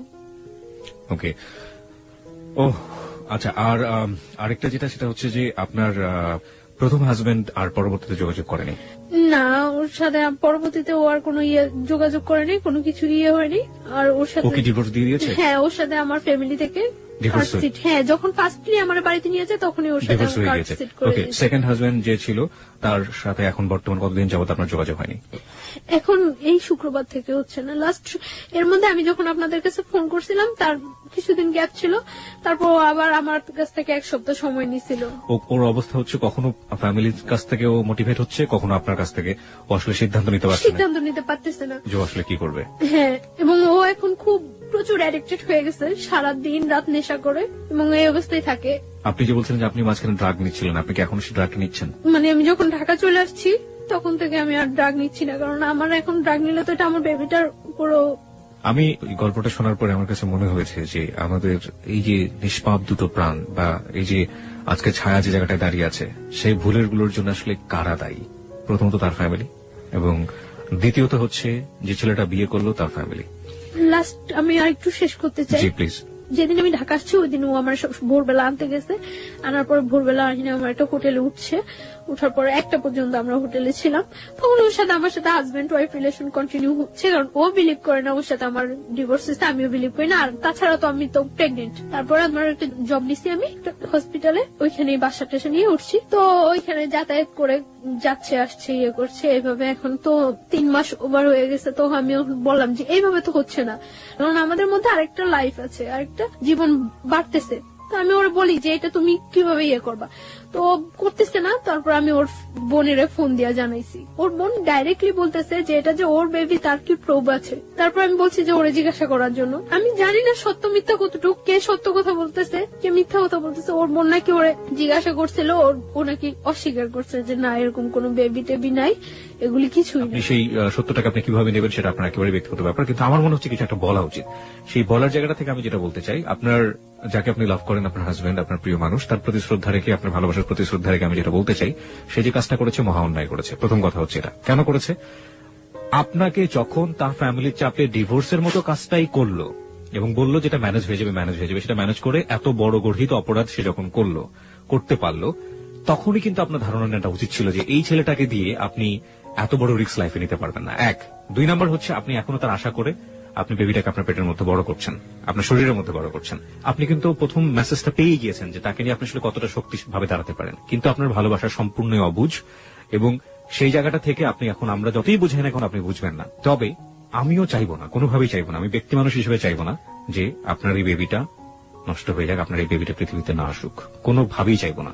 এবং কিন্তু আপনি মানুষ হিসেবে যে বাস্তবতা ফেস করেছেন, আপনার বেবি পৃথিবীতে আসার পরে কোন বাস্তবতা ফেস করবে সেটা আমরা একেবারেই অনিশ্চিত। আর আমি সুইসাইড অ্যাটেন্ড করছিলাম, সুইসাইড অ্যাটেন্ড করার পর ও আবার আমার কাছে গেছিল, যে আমার বলতেছিল যে যাই হোক এই বেবিটা নষ্ট করা যাবে না, আর এই বেবিটা ওর পরিচয় বড় হইব। কিন্তু গতকালকে আমার ওর বোনের সাথে কথা হয়েছে, ওর বোনের নাকি ও বলছে যে না ওর কোনো বেবি নাই, ও আমার মতো মেয়েরা নাকি ঘরে নিতে চায় না। অথচ একটা সপ্তাহ আগে গত শুক্রবার, এই শুক্রবার আগে শুক্রবার ও আমার কাছ থেকে যখন যায়, আমার বাসা থেকে যখন যায় তখন ওর রিকোয়েস্ট করে যায়। এই শুক্রবার ওর সাথে আমার সাথে ফোনে কথা হয়েছে। ওকে, আপনি আমাকে একটু বলবেন যে ওর ফ্যামিলি কাছে কি ও কি ধরনের বাধা? ওর ফ্যামিলি কি ওকে ত্যায্যপুত্র করে দিতে পারে বা এরকম কিছু কি? আমি জানি না ওর ফ্যামিলি থেকে ওরা কি করবো না করবো, আমি এটা ইয়ে করতে পারি না। তবে আমার মনে হয় না কোনো মা কোনো বোন চায় যে তার ভাইটা বা তার সন্তানটা কষ্টে থাকুক, এটা কেউ চায় না। আমি জানি ও আমার অনেক লাভ করে এবং আমার জন্য ওই যে বললাম না এখন 24 ঘন্টা ও শুধু নেশা করে, 24 ঘন্টা। শুধু এটাই বলতে চাই যে যেই ছেলেটা এতটুকু পরিমাণে ইয়ে করে, এটা বোঝা উচিত যে সে আমার কতটুকু লাভ করে। আর শুধু সে একটাই, আমার কাছে ওর একটা চিঠি আছে যে ও যাওয়ার আগে রেখে গেছিল আমার বাসায়। চিঠিটা কি আছে আপনার কাছে? Give me that letter. আচ্ছা, আপনার অনুমতি পেলে আমরা চিঠিটা পড়তে পারি, রাইট? ওকে, এই চিঠিটা দিয়ে আমাদের গল্পটা শেষ হবে। আমি চিঠিটা পড়তে চাই। ও লিখেছে হচ্ছে আমাকে, প্রথমটা ছিল আমাকে ভুল বুঝো না, ভালোবাসি। তারপর লিখেছে জান জানো আমার সারাটা জীবন কান্না করে কাটাতে হবে। আমি জানি যা করছি সব ভুল, কিন্তু আমি কি করব? মা বোন পাড়া প্রতিবেশী একদিকে, তুমি একদিকে, কি করব জানি না। আমার কপালে হয়তো লেখা ছিল সারা জীবন তুমি আমার থাকবে, কিন্তু সেটা আর হলো না। আল্লাহ যা করে ভালোর জন্য করে, ভালো থাকবা, ঠিকমতো চলাফেরা করবা, নিজের যত্ন নিবা। আর আমি নেশা করতে করতে হয়তো কোনো রাস্তা বা মেডিকেলে থাকবো, মৃত বা জীবিত। এটাই আমার জীবন। চোখের পানি আটকাতে পারিনি, তাই তোমার খাতাটা নষ্ট হলো। হ্যাঁ, এবং সেটা ঠিকই আছে। ও যেটা বলেছে যে খাতার এক পাশটা অনেক ভিজে গিয়েছে। খাতা মানে হচ্ছে আসলে যে পেজটাতে লিখেছে সেটা অনেকটা ভেজা, এবং ভেজার কারণে কলমের কালিগুলো নষ্ট। চলে গেলাম, ভালো থেকো, আই লাভ ইউ। আচ্ছা, আরো অনেক অনেক কথা লিখেছিল, লাভ ইউ টু। আচ্ছা, অনেক অনেক অনেক, কোনো ভুল করলে ক্ষমা করো। তোমার ভালোবাসা সেটা সারা জীবনও ভোলার মতো না। 1 জীবন, 2 জীবন, 3 জীবন, শত শত জীবন পেলেও ভুল বোঝো না। শুধু তোমাকে চাই, তোমাকে চাই। আই লাভ ইউ চান, সোনা পাখি।